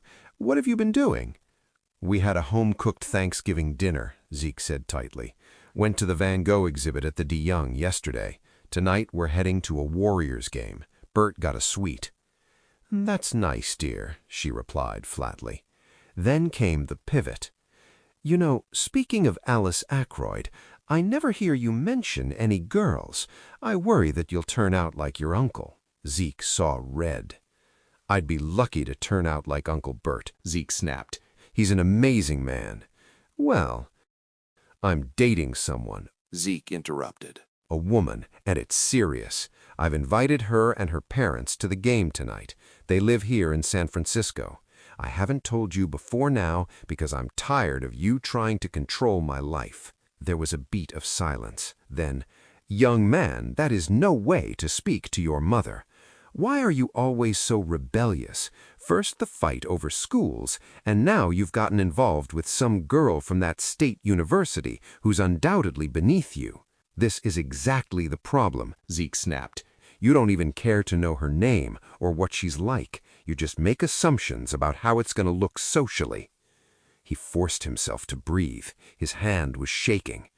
"I have to go," he said coldly. "We're getting ready to leave for the Chase Center. Goodbye, Mom." He ended the call before she could reply, then let out a strangled sound halfway between a sob and a growl. Turning to storm out of the room, he nearly ran straight into Uncle Bert. "Hold on there just a second, kiddo," Uncle Bert said softly. Zeke tried to pull away, but Bert caught his arm, gently but firmly. "I can't," Zeke began, but the words dissolved into a choked sob. The storm inside broke loose. He doubled over, sobbing from somewhere deep and raw. Bert didn't speak. He just held Zeke, his hands steady on his shoulders, anchoring him. Eventually, the sobs subsided. Bert guided him gently to a chair in the living room. "Sit," he said. Zeke sat. He wiped his face and shook his head. "I'm sorry, Uncle Bert." "Sorry? For what? That your mother is cold and manipulative? That your dad's basically MIA? That you've had to raise yourself?" Bert's voice was gentle but fierce. "No, Zeke, you've got nothing to be sorry for." Zeke looked down, ashamed. She works my last nerve." "I know, and you're right to be angry. But here's the thing. Eventually, you're going to have to accept that they are who they are, and they're not going to change. If you can do that, you can start to move on, live your own life. You are your own man, you know. They can disapprove all they want, but you don't need their approval. Not anymore." Zeke exhaled and gave a shaky laugh. "You think I'm doing okay?" Bert gave him a smile, warm and unshakable. "I think you're making strong choices. I think you're growing into a man who knows who he is and what kind of life he wants. I think you're doing great." Zeke smiled sheepishly, eyes still rimmed with emotion. Thanks, Uncle Bert. Bert gave him a squeeze on the shoulder. "And hey, about tonight, you've got this, okay?" Zeke nodded. "Yeah," he said quietly. "Okay." Chapter 20. The Sweet Life. The Chase Center loomed bright and electric as the car pulled up under the awning. Zeke could hardly believe he was actually here. The place pulsed with energy, crowds, music, vendors shouting, and the flash of blue and gold everywhere. The air smelled like popcorn, beer, and electricity. They entered through the private entrance, badges clipped neatly to their jackets. The suite, perched high above the court with glass walls for viewing and a balcony of prime seats, was spacious and sleek. A long buffet of hors d'oeuvres, sliders, sushi, and desserts was being set up on one side. The open bar glittered with bottles and stemware. Plush chairs circled small tables, and several large TVs lined the back wall, streaming pre-game coverage. Zeke stood inside the suite, dumbstruck. Bert, with his usual calm, handed him a laminated courtside pass. "These come with the suite," he said casually. Zeke stared at it, then blinked hard. "You're kidding." "Nope." Zeke let out a whoop and jumped once in place like a kid on Christmas morning. "This is so awesome! I'm gonna go courtside and watch Steph Curry warm up." "Go," Bert laughed. "Just be back before tip-off." Zeke practically ran. While he was gone, the suite began to fill. The guests were mostly colleagues from Bert's graphic design firm, a few longtime clients and friends. Bruce moved easily among them, offering drinks and answering questions about the food. Laughter and conversation echoed in the growing hum of the crowd below. When Zeke returned, his cheeks were flushed, his eyes wide. "He's right there," he said, breathless, "like 10 feet away, shooting like it's nothing, just draining 3 after 3. Bert handed him a bottle of water and grinned. "So, worth it?" "Totally." The lights dimmed slightly as player introductions began on the massive jumbotron. The national anthem followed, sung with show-stopping vocals, the crowd rising to their feet in a wave. Still no Mei. Zeke's stomach was in knots. His eyes flicked to the door every few seconds. Watching, hoping, pleading. Then, as the final note of the anthem soared through the arena, he saw them. Mei entered first, tall and composed, wearing a navy blazer and a golden silk blouse that shimmered under the overhead lights. Her hair was loose, bouncing as she walked. She looked calm, graceful. Zeke's heart caught. She was radiant. Behind her, her parents stepped in. Wu was tall and reserved, his posture straight, his eyes sharp. Li Wu moved with poised grace, dressed in a navy skirt and blouse with a warrior scarf tied elegantly around her neck. Zeke rushed to greet them. "Mr. Wu, Mrs. Wu," he said with a polite bow and an extended hand. Yu-Chen shook his hand firmly. "Zeke, thank you for inviting us." "It's an honor," Zeke said sincerely. He bowed more deeply to Li, who nodded with a warm, measured smile. Mei gave him a look that made his breath catch. There was warmth, recognition, affection, and perhaps a little mischief. "You look beautiful," Zeke whispered as they turned toward the front of the suite. She smiled softly. "You clean up pretty well yourself." Zeke led them to a reserved table at the glass, with a perfect view of the court. "Uncle Bert made sure we had the best seats," he explained, pulling out chairs. He offered drinks, but they requested tea, so Zeke excused himself to speak to a server about jasmine. Just as he turned to go, a sudden shriek rose above the steady hum of the crowd. "Papi!" Zeke froze mid-step, dread washing over him. He turned slowly, just in time to see Crisanto in a glittery warrior's tee and matching gold eyeliner, twirling into the suite like a Broadway finale, arms flung wide. "Where's my favorite straight boy?" he sang. "Oh, I knew you'd be here," he squealed. "Still handsome as ever." Crisanto locked eyes on him. You didn't tell me you had style, darling. Look at you. You look edible. Hey, Crisanto," Zeke stammered, helpless. Behind him, Bert's eyes widened in a kind of horrified amusement. Mei, watching the scene, smothered a laugh behind her hand. Crisanto noticed the others, halted mid-swish, and raised a delicate brow. "Ah, company." Zeke gestured with some panic. "Crisanto, this is Mei and her parents, Mr. and Mrs. Wu." Crisanto immediately transformed. He bowed with shocking elegance. "A pleasure. Your daughter is exquisite. She must get it from both of you." There was a long pause. Then Li Wu smiled. "You're very lively," she said graciously. Yuchen gave a stiff nod. Zeke flushed beet red, caught like a deer in headlights. It was too much, too fast, and definitely not the introduction he wanted to make in front of Mei's very traditional parents.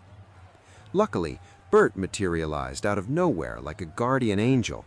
"Crisanto," he boomed, sliding in between them.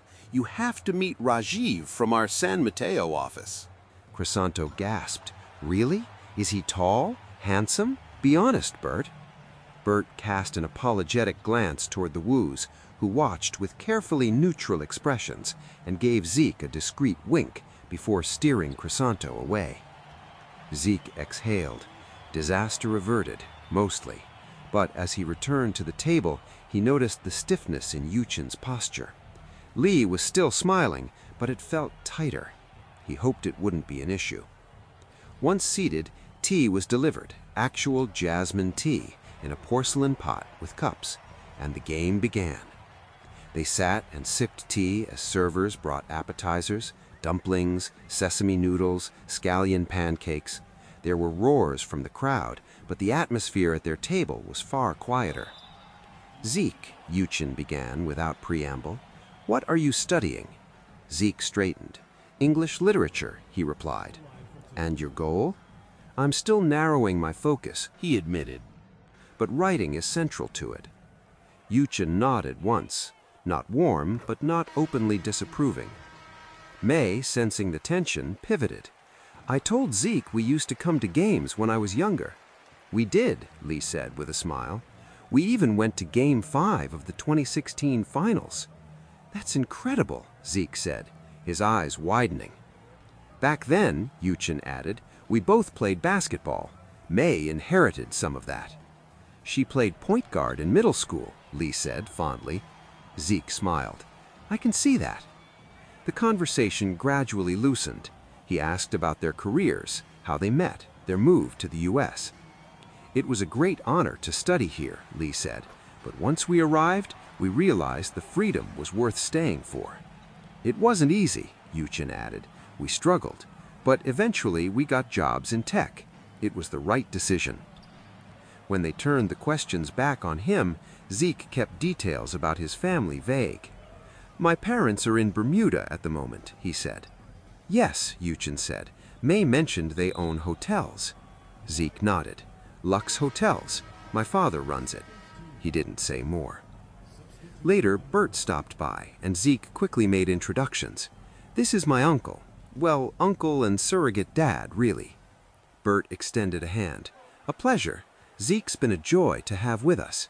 Lee smiled. Yuchen gave a curt nod. The rest of the night passed cordially. Mei laughed freely during the game, her hand brushing Zeke's more than once. Her parents watched with interest, applauding key plays. The Warriors won handily, which helped smooth the air. As the final buzzer sounded and fans began to cheer, Zeke walked the Wus to the suite's exit. "Thank you again for coming," he said, bowing slightly. Yuchen looked at him, serious. It was a memorable evening. Lee gave a warm smile. "Thank you for including us." Mei lingered for a moment, touching his arm. "Are you okay?" she asked softly. "I think so. Was I all right?" "You were wonderful," she said. "I'm glad they got to see who you are." And in that moment, with the arena glowing around them and her hand still on his sleeve, Zeke felt a little bit invincible.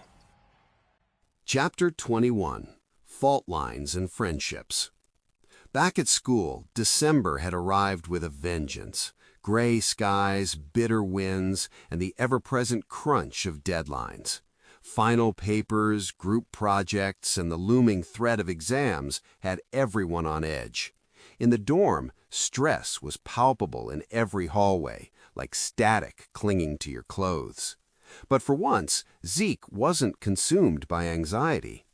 He sat cross-legged on his bed, textbooks half open beside him, while Ali and Mateo lounged in their usual sprawl around the room. The Warriors game flickered across the TV screen, half forgotten in the background as Zeke spoke. "So first of all," Zeke said, animated, "I couldn't believe my uncle even had a suite like that. It had everything: food, drinks, massive TVs, a panoramic view, and a courtside pass to watch Steph Curry warm up. I stood 10 feet away from the guy." Mateo's eyes widened. "You're living the dream, man." Zeke shook his head, smiling. That was nothing compared to what came next. Mei and her parents walked into the suite. Ollie bolted upright. "Wait, what? You met her parents? Oh my God!" Then Ollie turned to Mateo, and without saying a word, they high-fived, grinning like kids with a secret. Zeke stared at them. "Okay, what was that?" "What was what?" Ollie asked, a little too innocently. "That look, that high five. Why are you guys acting weird?"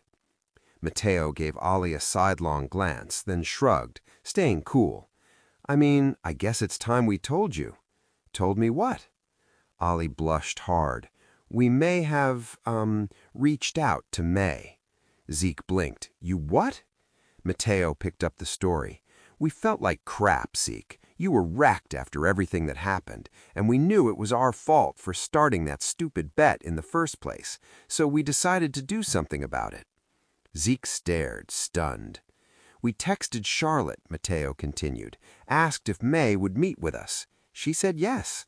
Ollie nodded. "We just told her the truth, that you were miserable, that you really cared about her, and that we were sorry for causing the whole mess. We said she should at least talk to you, see for herself." Zeke sat back slowly, speechless. His heart swelled. "You guys are unbelievable." He held out his hands for another round of high fives, which Ollie and Mateo smacked with giddy pride. "You guys are the best," Zeke said, his voice tight with emotion. "Hey," Mateo said with a grin, "we owed you, and honestly, we ship you two." "Hard," Ollie added. They laughed, the room suddenly warm in contrast to the cold world outside. Across campus in the girls' suite, the mood couldn't have been more different. The living room was scattered with textbooks, flashcards, and empty mugs of tea. Charlotte sat at her desk with highlighters clutched like weapons. Emma had curled into a corner of the couch with her laptop barely open, scrolling more than typing. Mei sat in the middle, a throw blanket wrapped around her shoulders, her eyes unfocused. "I can't study," Mei groaned, burying her face in her hands. "Me neither," Emma said, more cheerfully than the situation warranted. "Let's just blame Mercury in retrograde." Charlotte rolled her eyes. "You're both being dramatic. You can study, you just don't want to." Mei looked up. No, Char, it's not that. I've been a mess since the Warriors game. Charlotte and Emma both looked at her, alert now. What happened? Emma asked. Mei exhaled. My dad FaceTimed me yesterday. Emma sat up straighter. Oh, God, what did he say? He's been thinking about the night, about meeting Zeke, seeing his uncle, his friends. She paused. He said he doesn't want me to date him. Charlotte gasped. What? Why not? Mei's expression darkened. Because Zeke's uncle is gay, and that whole thing with Crisanto, when he flounced in and hit on Zeke. My dad didn't like it. He's traditional. Mei's expression darkened. Emma frowned. Zeke's not gay, and neither are you. What does that even matter? Mei shook her head. It doesn't to me, but to my father it matters more than it should. He says it reflects on Zeke's family values. That's ridiculous, Charlotte said firmly. Bert is amazing. You liked him. I did, said Mei softly. So did my mom, I think. But my dad, once he makes up his mind, he rarely changes it. He thinks he's protecting me. He thinks it's not a good match. Emma groaned. Ugh, Mei, that sucks. Zeke is so into you, and you're into him. I am. My heart wants to keep seeing him, but I cannot disrespect my father. He's given me everything. Education, support. I owe him. But you owe yourself, too, Charlotte said gently. You're not his property. I know, whispered Mei, but in my family, honoring your parents means everything. Silence fell in the room, thick and complicated. I haven't told Zeke yet. I don't know what to say. Emma reached for her hand. Whatever happens, we're with you. Charlotte nodded. Always. Mei looked between them, her chest tight with confusion, gratitude, and dread. She'd wanted her life to finally feel simple. Instead, her heart was tearing in two, and finals hadn't even started yet. Chapter 22, The Aria and the Ambush. Zeke sat cross-legged on his dorm bed, earbuds in, laptop balanced precariously on one knee. His music appreciation exam loomed, and he was grinding through flashcards while letting the haunting strains of Nessun Dorma wash over him one last time. Puccini's Turandot. Who'd have guessed that this was how his life would change? That a class he chose to pad his GPA would be the place where he met Mei? He smiled despite the stress, remembering the bet, afternoon tea, the date disaster, and how she had given him a second chance and shown her love. It had all started with an aria, and now his whole life was shifting.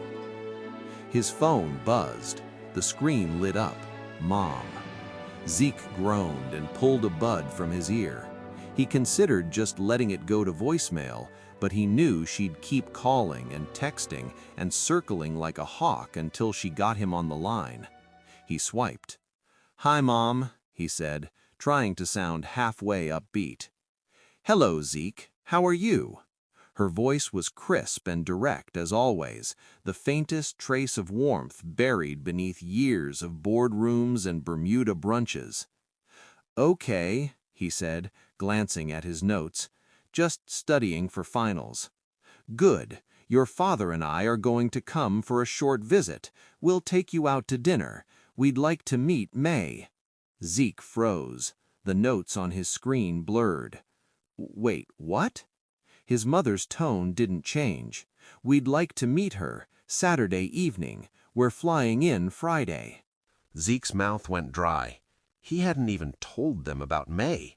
He hadn't dared. After the blow-up phone call over Thanksgiving, it seemed wiser to keep his life compartmentalized. "How do you even know about her?" he asked cautiously.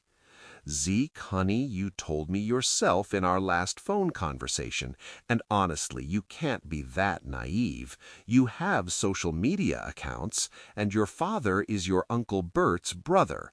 Did you really think no one would know? Zeke's stomach twisted. Well, no, I guess I'm just not used to either of you paying much attention to the events of my life. It came out sharper than he intended, but he didn't walk it back. There was a pause on the other end. "Oh, Zeke," Gloria said, and for a moment her voice softened. "I know we're not always the model parents, but we do love you. We do care. That's why we thought it would be nice to have dinner together." Zeke didn't believe for a second that this was purely about niceness. His mother did nothing casually. If she was flying in to meet Mei, it was strategic. But there was no escape and no point in fighting. "Okay," he said, resigned. "Good," she said briskly. "We'll see you Saturday night then. I assume that works for you and Mei?" It was phrased as a question, but her tone made it clear it wasn't. Sure, I'll ask her." "Wonderful. It's settled." Click. The call ended before he could even say goodbye.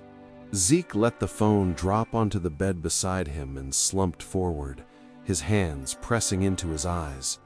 Finals, term papers, and now this, a surprise parental ambush in the middle of everything.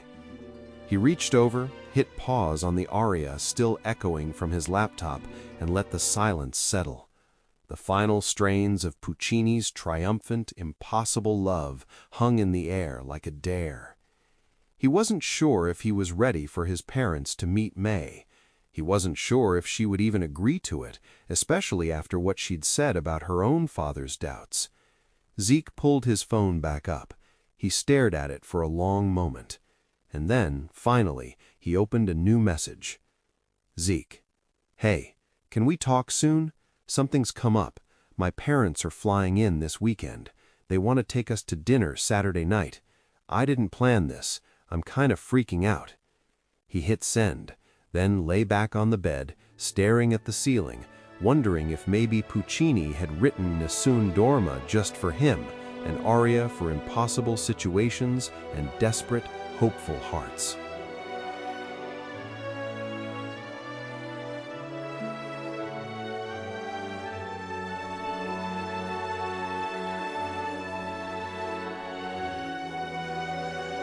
Chapter 23. A Calculated Risk. Mei stared at her phone long after she ended the call confirming dinner with Zeke and his parents. Her heart was pounding, not with excitement, but with the measured thud of apprehension. She had made her decision, and now there was no backing out. She would meet his parents. She would try. She would be poised and intelligent, respectful and composed. She would show them who she truly was. And if, by some miracle, they were moved enough to speak on her behalf to her father, maybe, just maybe, something could shift. It wasn't that Mei had illusions about her father changing his mind overnight. He was a man of deep convictions and rooted expectations, the kind that didn't bend easily, even under pressure. But he did respect hierarchy. He listened to people who had accomplished what he valued: professional success, financial independence, reputation. Zeke's parents were all of that and more. If they could see what she and Zeke shared, and if they believed in it, they might have the influence she herself lacked. Still, the risk was steep. She was deliberately walking a fine line between honoring her father's wishes and disobeying them. That balance wouldn't hold forever. This dinner could tilt everything one way or the other. She spent the day preparing like she was taking an exam. She reread articles about Lux Hotels and its holdings. She memorized names of global luxury destinations, drilled statistics from hospitality trend reports. When it came to business, she was confident in her instincts, and this dinner, oddly enough, felt like her best chance to make an impression. When evening came, she chose her outfit with careful intent. The same jade green dress she had worn the night she and Zeke were supposed to have their first date, the night it had all imploded. She pinned her hair in a French bun and fastened her jade earrings, then paused in front of the mirror. "You are doing this for love," she whispered to her reflection. "You are doing this for yourself." The text from Zeke came right on time. Zeke, they're sending a car for us. We'll be there in 10. Mei, I'll be waiting out front. Despite her inner nerves, her posture was calm as she stepped into the cool evening air. When the car pulled up, a sleek black town car gleaming in the streetlights, her breath caught in her throat. But then the rear door opened and Zeke was there, smiling, eyes warm and reassuring, dressed in the same suit he'd worn on the disastrous dinner that never was. It felt unmistakably like a second chance. As she slid into the car beside him, she took his hand. "This is all a bit déjà vu," she murmured with a small smile. Zeke chuckled. "Yes, but hopefully with a much better outcome." They sat in companionable silence for a while, the city passing in a blur of lights and motion outside the windows. Finally, Zeke spoke. "I need to give you a bit of a heads up. My parents, they're intense, business-minded. I think they'll be auditioning you." "Lovely," Mei said with a dry smile. "But," Zeke added quickly, "you don't need to do anything special. Just be you. You're smart and thoughtful and articulate. If anyone can impress them, it's you." She squeezed his hand. "Thank you. I'm going to try." "And if you ask my dad about the business," Zeke said with a grin, "he'll talk for hours. Like forget dessert, you'll be trapped in a hotel development monologue until they turn the lights off." Mei laughed softly. "Duly noted." But behind the laughter, her mind was already mapping a strategy. She would ask about the business, she would speak with interest and precision, and when the moment came, she would explain the situation with her parents with dignity, with honesty, and hope that it was enough. As they pulled up to the restaurant, Stella's warm glow spilling out into the sidewalk, Mei drew a slow breath. No matter how it turned out, she thought, she wouldn't regret this. She was doing everything she could to fight for what she believed in, for Zeke, for herself. Let the chips fall where they may. Chapter 24, Boardroom at the Banquet. Stella's dining room glimmered with candlelight, the clink of crystal and low murmur of conversation blending into an elegant hush. Yet the table in the corner, set for 4, felt more like a negotiation suite than a restaurant banquet. Zeke's parents sat poised, Scott in a navy blazer that announced power without shouting, Gloria in a sleek black sheath that made every movement seem deliberate. Mei entered on Zeke's arm, jade earrings catching the light. She carried herself as if she'd rehearsed every step, but the tightness in her fingers around his told another story. A quiet good evening and polite handshakes later, they settled into their seats and opened menus no one truly intended to read. Small talk, weather, finals, travel delays skimmed by. Then Zeke gave Mei the tiniest nod, the silent signal they'd agreed on in the car. Time to pivot. "Mr. Phillips," Mei began, voice steady, "Zeke tells me Lux is planning a flagship hotel in Sydney. As a business major, I'm curious how you decided on that market." If Scott was surprised by the directness, he masked it with a pleased smile. "Sydney's infrastructure, tourism figures, and favorable tax package make it ideal. Projected cost, a little over $2 billion USD.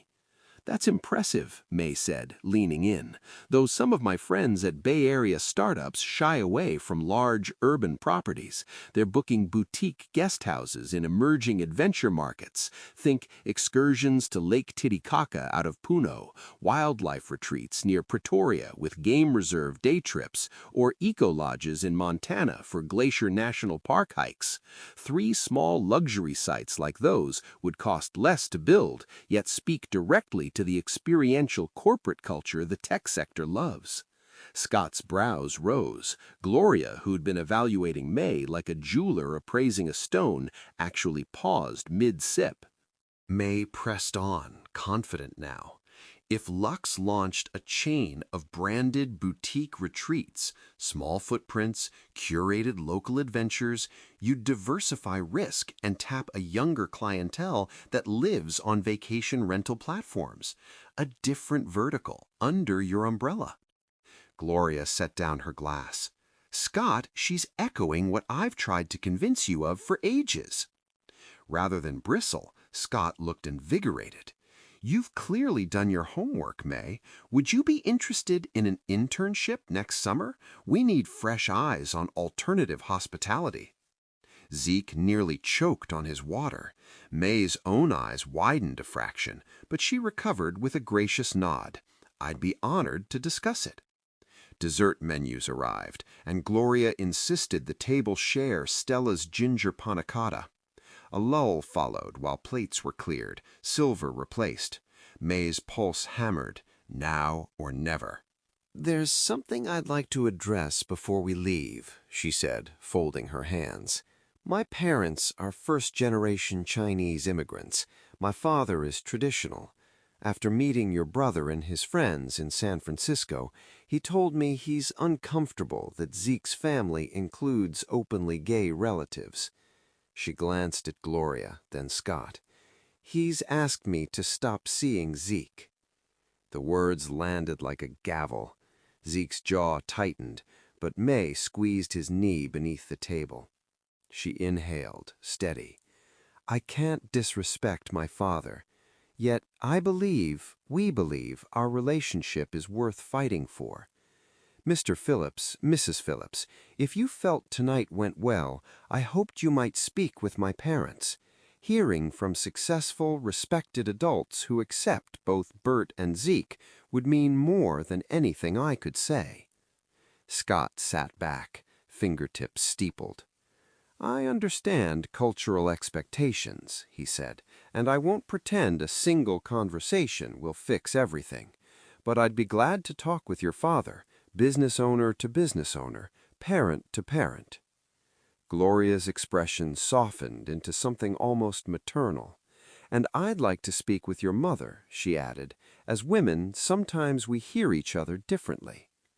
Relief washed over May so strongly she had to steady her breathing. "Thank you," she whispered, "truly." As the evening came to a close, it was a collaborative farewell. Coats were retrieved, final courtesies exchanged. At the curb, Gloria kissed May's cheek, a clear signal of approval, while Scott shook Zeke's hand with a conspiratorial firmness. "We'll handle this," flickered in his eyes. As the Phillips town car pulled away, Zeke and May lingered under Stella's awning, city lights reflecting in the restaurant's glass. "My parents like you," Zeke murmured, half in disbelief. May exhaled a shaky laugh. Your mother scares me a little, but she was kind. He brushed a curl loose from her bun. "And my dad may offer you a job by tomorrow. You dazzled him." "We're not out of the woods," she reminded gently. "My father's the final boss."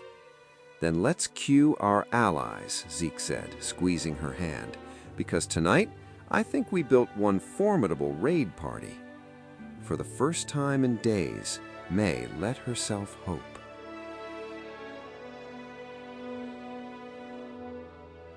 Chapter 25. A Foggy Eve and Fragile Hope. The semester had finally released its grip, and with winter break officially begun, the campus at State emptied like air from a balloon. Zeke barely noticed.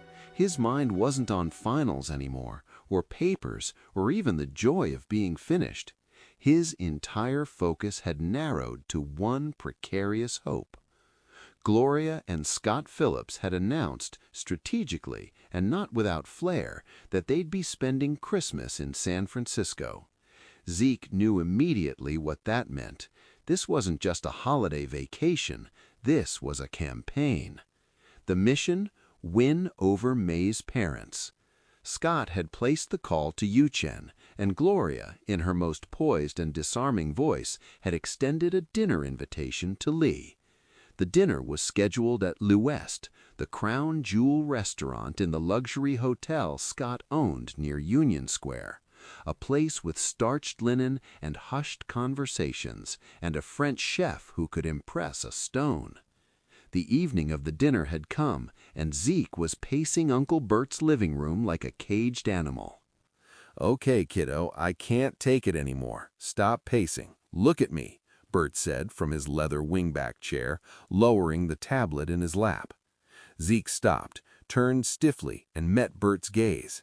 "You have to let it go," Bert advised gently, though his voice was edged with just enough authority to make Zeke listen.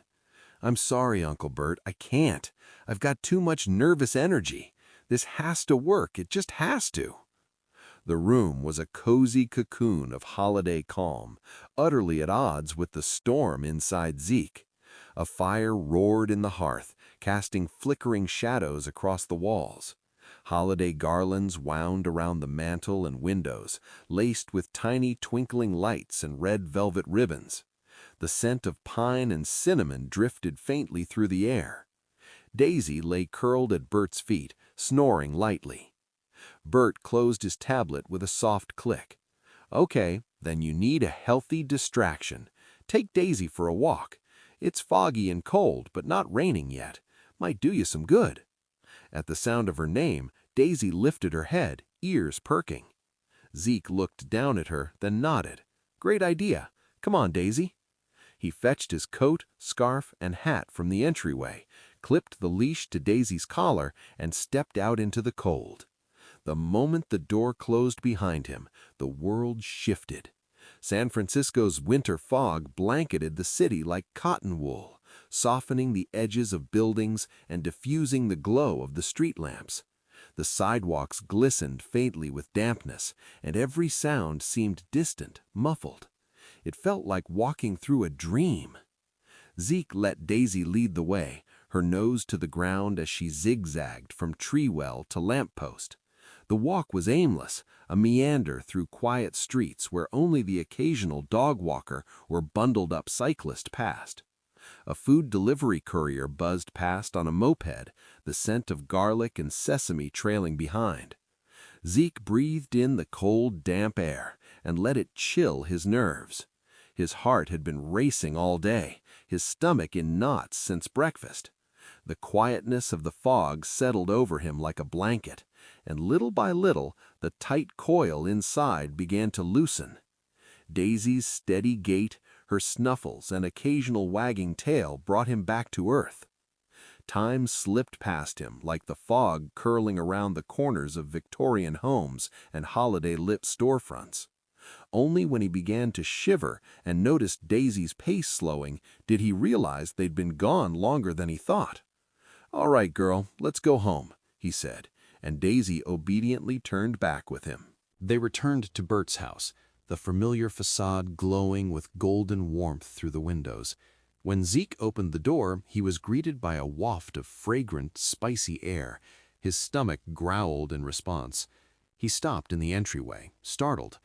The dining table was covered with boxes and containers of Indian takeout: saffron rice, butter chicken, vegetable korma, garlic naan, samosas, and chutneys in tiny plastic tubs. Bruce stood in the kitchen arranging plates. Bert grinned from his post by the fire. "Bruce ordered while you were gone. I hope you like Indian." Zeke let out a slow exhale, a smile creeping onto his face. "Are you kidding? I'm starving." They dug in, Christmas jazz drifting softly from the speaker as rain began tapping lightly at the windows. The food was warm and comforting, and the conversation wandered from basketball trades to Bruce's favorite obscure composers to Bert's latest design project for a nonprofit. No one mentioned the dinner downtown. Not yet. But as they cleared the table and began packing up leftovers, the unspoken tension returned. The room felt still again, suspended in quiet expectation. The last of the naan was tucked into a foil wrap, and the scent of masala still hung in the air when Zeke's phone rang. The sound sliced through the cozy hum of conversation like a bell in a chapel. All three men froze, Bert mid-swipe of the table with a napkin, Bruce holding a glass over the sink, Zeke clutching the takeout bag in his hand. Zeke's eyes flicked to the screen. One word. Dad. "Excuse me," he said, already moving. He stepped into the guest bedroom and shut the door behind him with a soft click. His heart was pounding, his fingers cold, despite the heat of the fire still warming the apartment. He tapped the screen. "Hi, Dad. How did it go?" There was a pause, the kind that made seconds stretch like taffy. Then, "Well, son, I think you'll be pleased." Zeke couldn't help himself. "Yes!" he shouted, pumping his fist into the air. He was glad his father couldn't see the grin plastered on his face or the way he nearly bounced on the balls of his feet. Scott chuckled faintly through the speaker.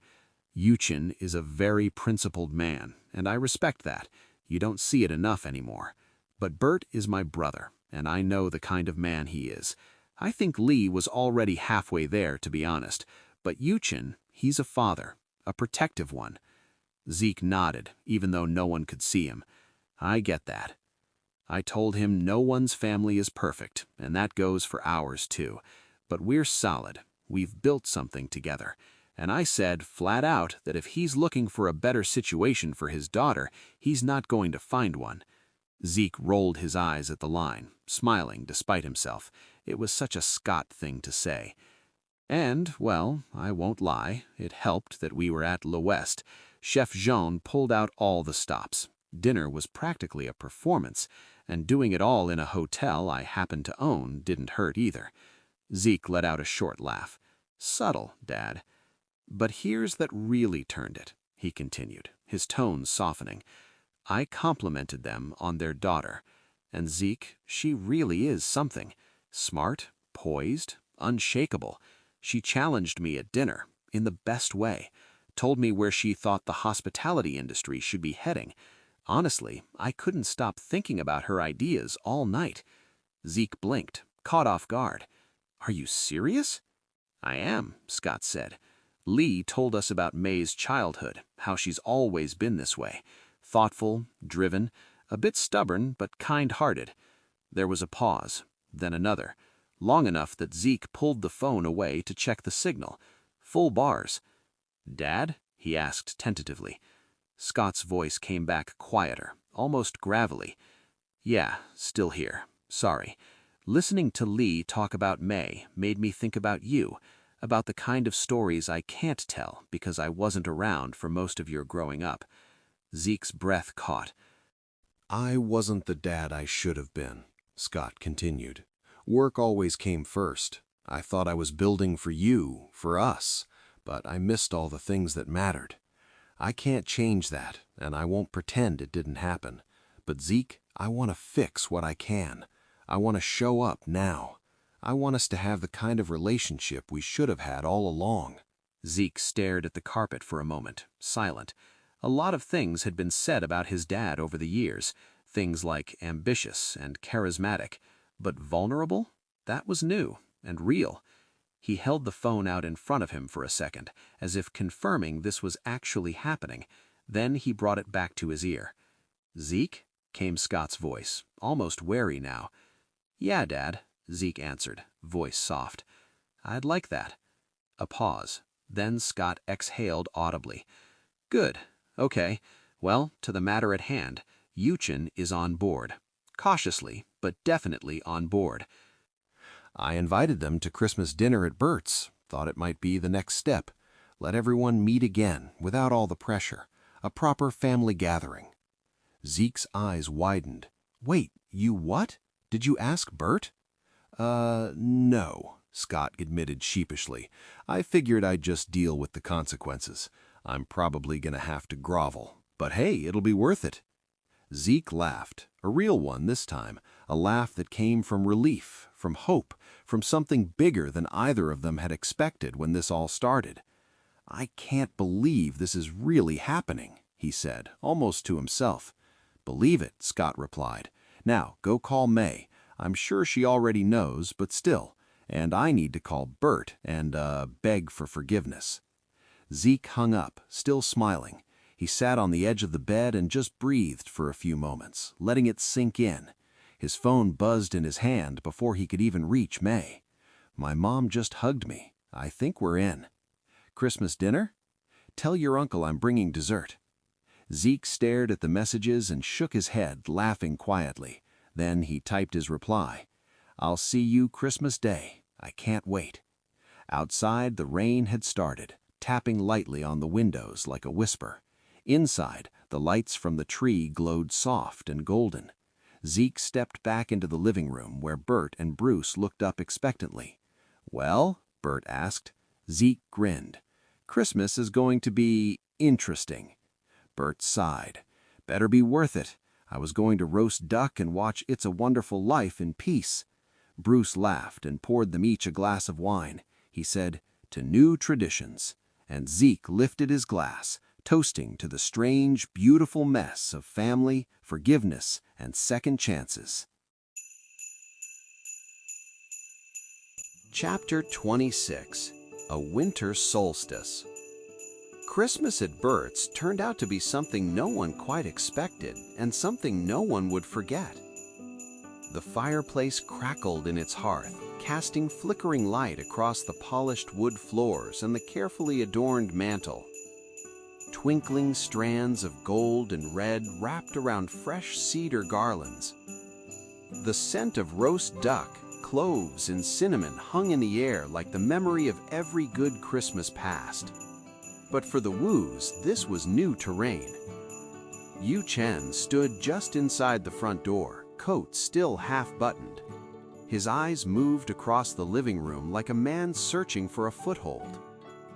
The tree with its ornaments, the soft carols playing in the background, the wide smiles on unfamiliar faces, it was all too much and not quite enough.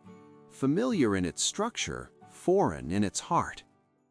Lee, ever more adaptable, smiled politely and leaned into Scott's warm greeting. She accepted Bruce's offer of a glass of wine and made a quiet note of the decorations, the china, the smells, processing it all with the instinct of a woman used to studying culture from the outside in. But Yu Chen remained stiff, his discomfort not just cultural. His eyes flicked, just once, to Bert and Bruce, chatting easily by the fireplace.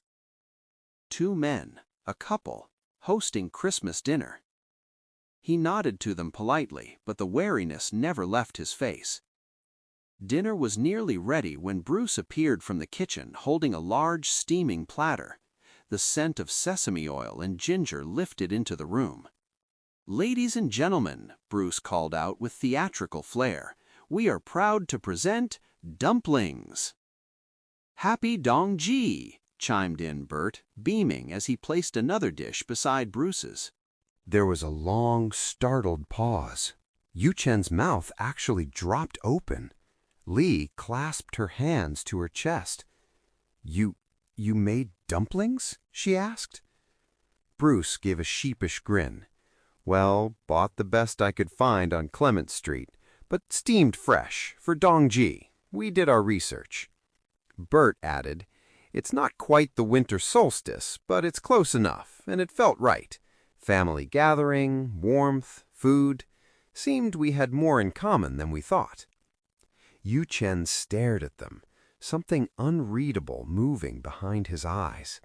Finally, he nodded, slowly, then once more with a quiet depth. Thank you, he said. His voice was low but sincere. Wine was poured, and Scott stood to offer a toast. To family, he said, raising his glass. Everyone clinked glasses. The warmth that followed was no longer from the fire alone. As they ate, Lee opened up, telling stories from her childhood in Suzhou, of cold winters and crowded kitchens, and her grandmother Yun, with her stern eyes and hidden soft heart. Yun always knew, Lee said, her eyes shining just a little. She told me I wouldn't come back when I left for university. I didn't believe her then, but she was right. The table grew quieter.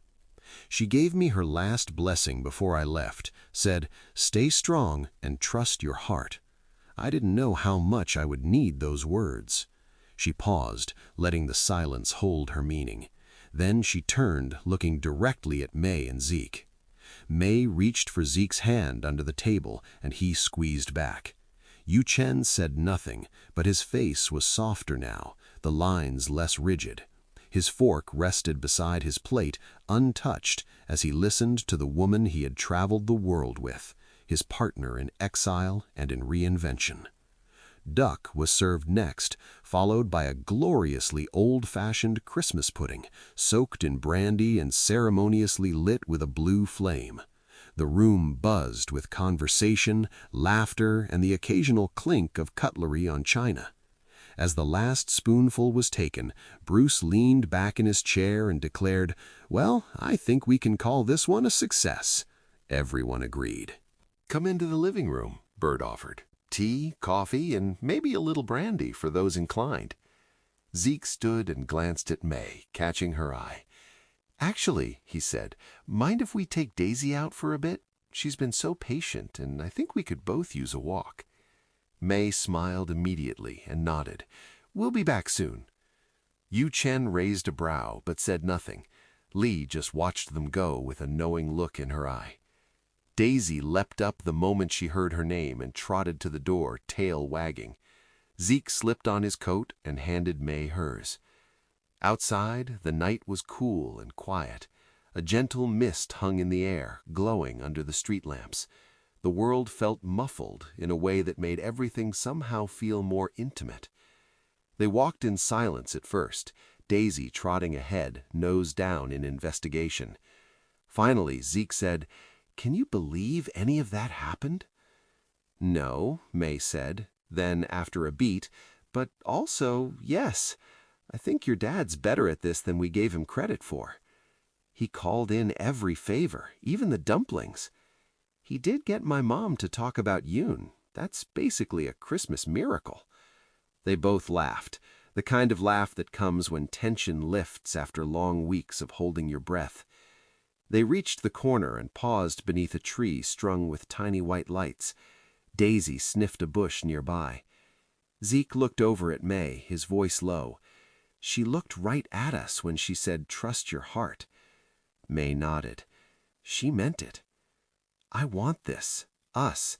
I don't know how it all looks next semester or after graduation or 10 years down the line, but I know that much." Mei looked up at him, her breath clouding in the air between them. "Me too," she said softly. "I trust my heart, and it's yours." She stepped closer to him, her eyes wide, her soul open. Zeke slowly closed the distance between them and kissed her, there beneath the haloed light of winter. Inside, warm laughter and the soft glint of Christmas lights floated through the windows. Outside, the longest night was quietly giving way to a new beginning. Thanks for watching and listening to our story of Zeke and Mei. We hope you enjoyed it. If you did, let us know in the comments what touched you. We love hearing from you. And don't forget to subscribe for more amazing original romantic heart stories.